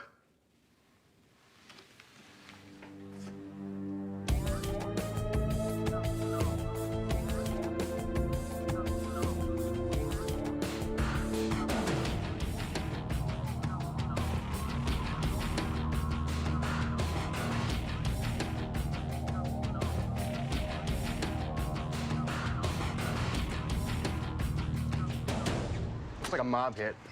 The guy's aloft across the street, heard a shot, but didn't see anything by the time he got to the window. Typical Fed, this guy's not saying a thing. All right, thanks. What's going on? That's Pete McNeil. Your agent? Yeah, our agent. Oh, God. Heard anything from Sorensen? No, we're still looking. So, what do you got on this? We must have known the guy. He shot once in the head from the passenger side, and we got what we think is confirmation of this hit from a phone tap. But of course, we still can't do nothing productive, like bring in Catapano and see what he knows about Danny until your bosses get their damn indictments, right? Between listening devices and phone taps, we got 65 wires up, and there's no mention made of a hit on Sorensen. Just a couple conversations about how he might be receptive. Yeah, that's what he was putting out there because he was doing undercover work, like we said earlier. One of the strippers who worked at the club turned up DOA in Sorensen's apartment. Yeah, we know. Well, it brings up a scenario. Any chance you feel Sorensen may have been working both sides and he fell in with Catapano? No. Because this is looking a little strange. If you're thinking about asking that question again, don't. I'll let the boss know what's going on.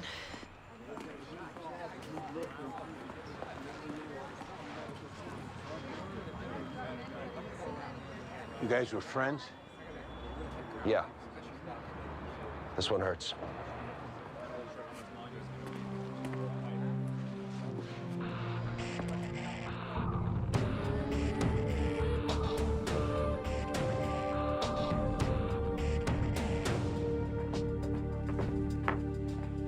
Nothing from Detective Sorensen, but they got a fingerprint hit from his apartment.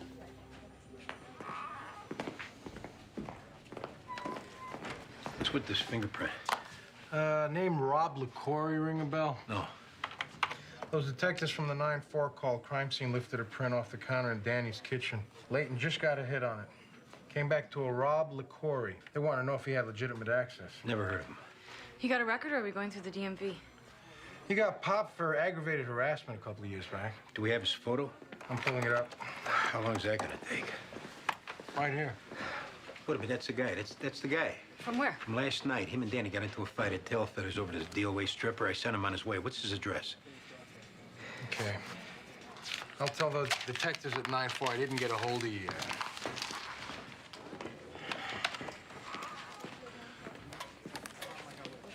How'd it go?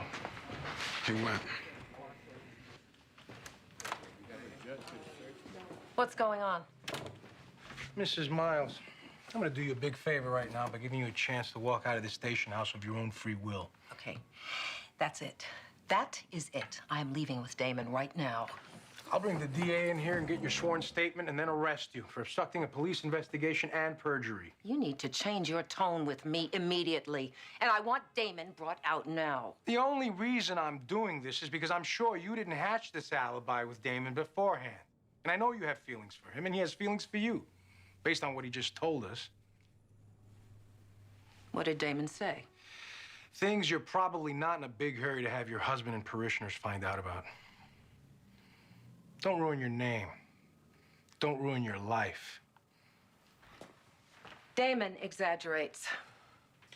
But I still don't believe he did this crime. And I thought I saw him at 8 o'clock this morning. You didn't. Go home.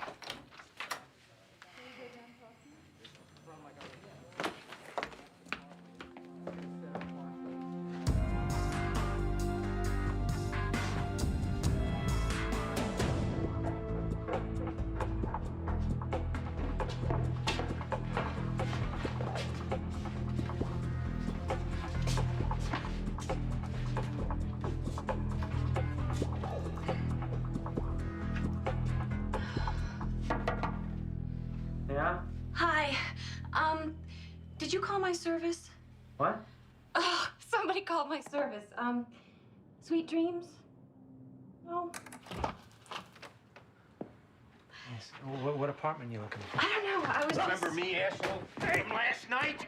Hey, what the hell? Get out of my apartment! I'm a detective. That guy you were fighting with, Danny Sorensen, he's my partner. Yes, so? You were at his apartment last night. No, I wasn't. You got your fingerprint there. You better tell us where he is. I don't know what you're talking about. Hey, what the hell are you doing? Where is he? What the hell is he doing? Where is he? I don't know. Did you follow us last night? No. What about that girl you were hassling? At the bar, that dancer, that stripper girl, Kristen. Did you follow her? No, we talked. Did you follow Kristen to an apartment? No. His partner's missing, Rob. You better tell us what happened last night or they'll find your body wrapped up in a carpet somewhere. Did you follow her to an apartment? Yes. That was Danny's apartment. I didn't know. Where was Danny? He wasn't there. But Kristen was. Yeah, we talked and then I left. You killed that girl, Rob, and you better tell us how it went wrong, or we'll come up with our own version, and it'll include little terms like premeditated and under cover of darkness. I just wanted to talk to her, you know? 1,200 in tips I spent on her the last couple of weeks. I deserved that much. And I turned my back on her just for a second, you know? And then she came at me with a knife. And we struggled. And then I had to stab her to save my own life. Danny wasn't there? No. You never saw him? No. Before we leave, you're writing it down. Right.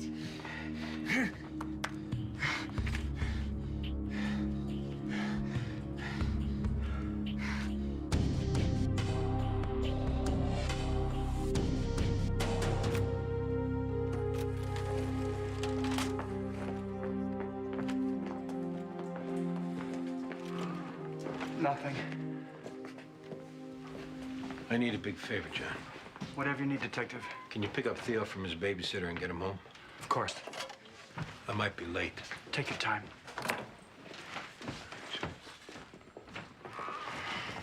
That LaCorey fessed up to Kristen's homicide.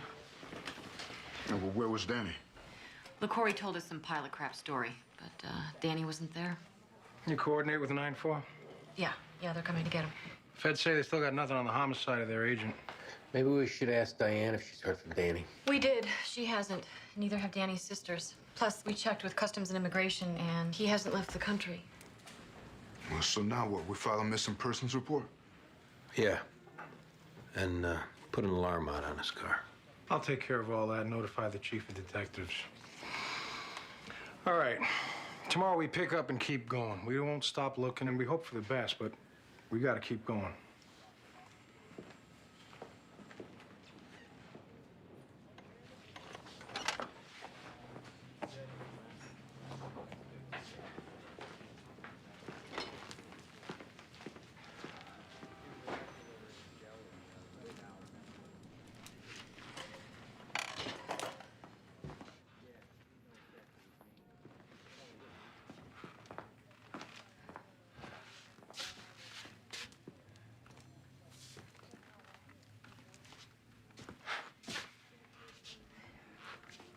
Last night, when I brought him to his apartment, that was the first time I ever stepped foot in there. 2 years I'm his partner. I never came by, I never watched a ball game with him. I don't even know him. You know that he didn't kill that girl? But I never knew him, not like a partner should. I was always keeping him in line, lecturing him, but I should have reached out like a friend. Maybe he didn't want to let you in. Maybe he didn't want to let anyone in. Yeah, but after Bobby, I think it was more that I didn't want to get close to another partner. I didn't want to go through that again, and that probably wasn't the best thing to do because look at this. I don't know this kid. I don't know the people in his life, and I got no idea where in the hell to look for him right now.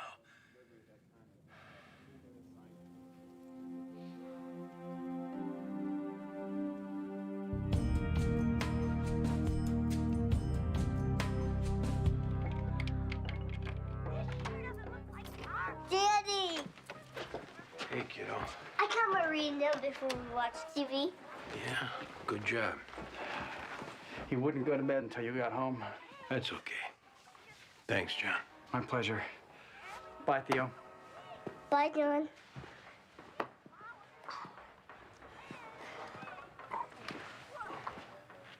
You all right? I'm okay. You? Me too. Hang in there.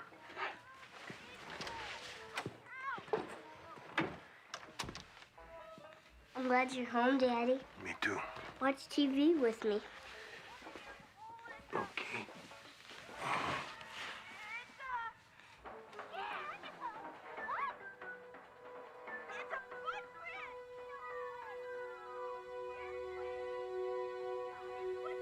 What's wrong, Daddy? Nothing.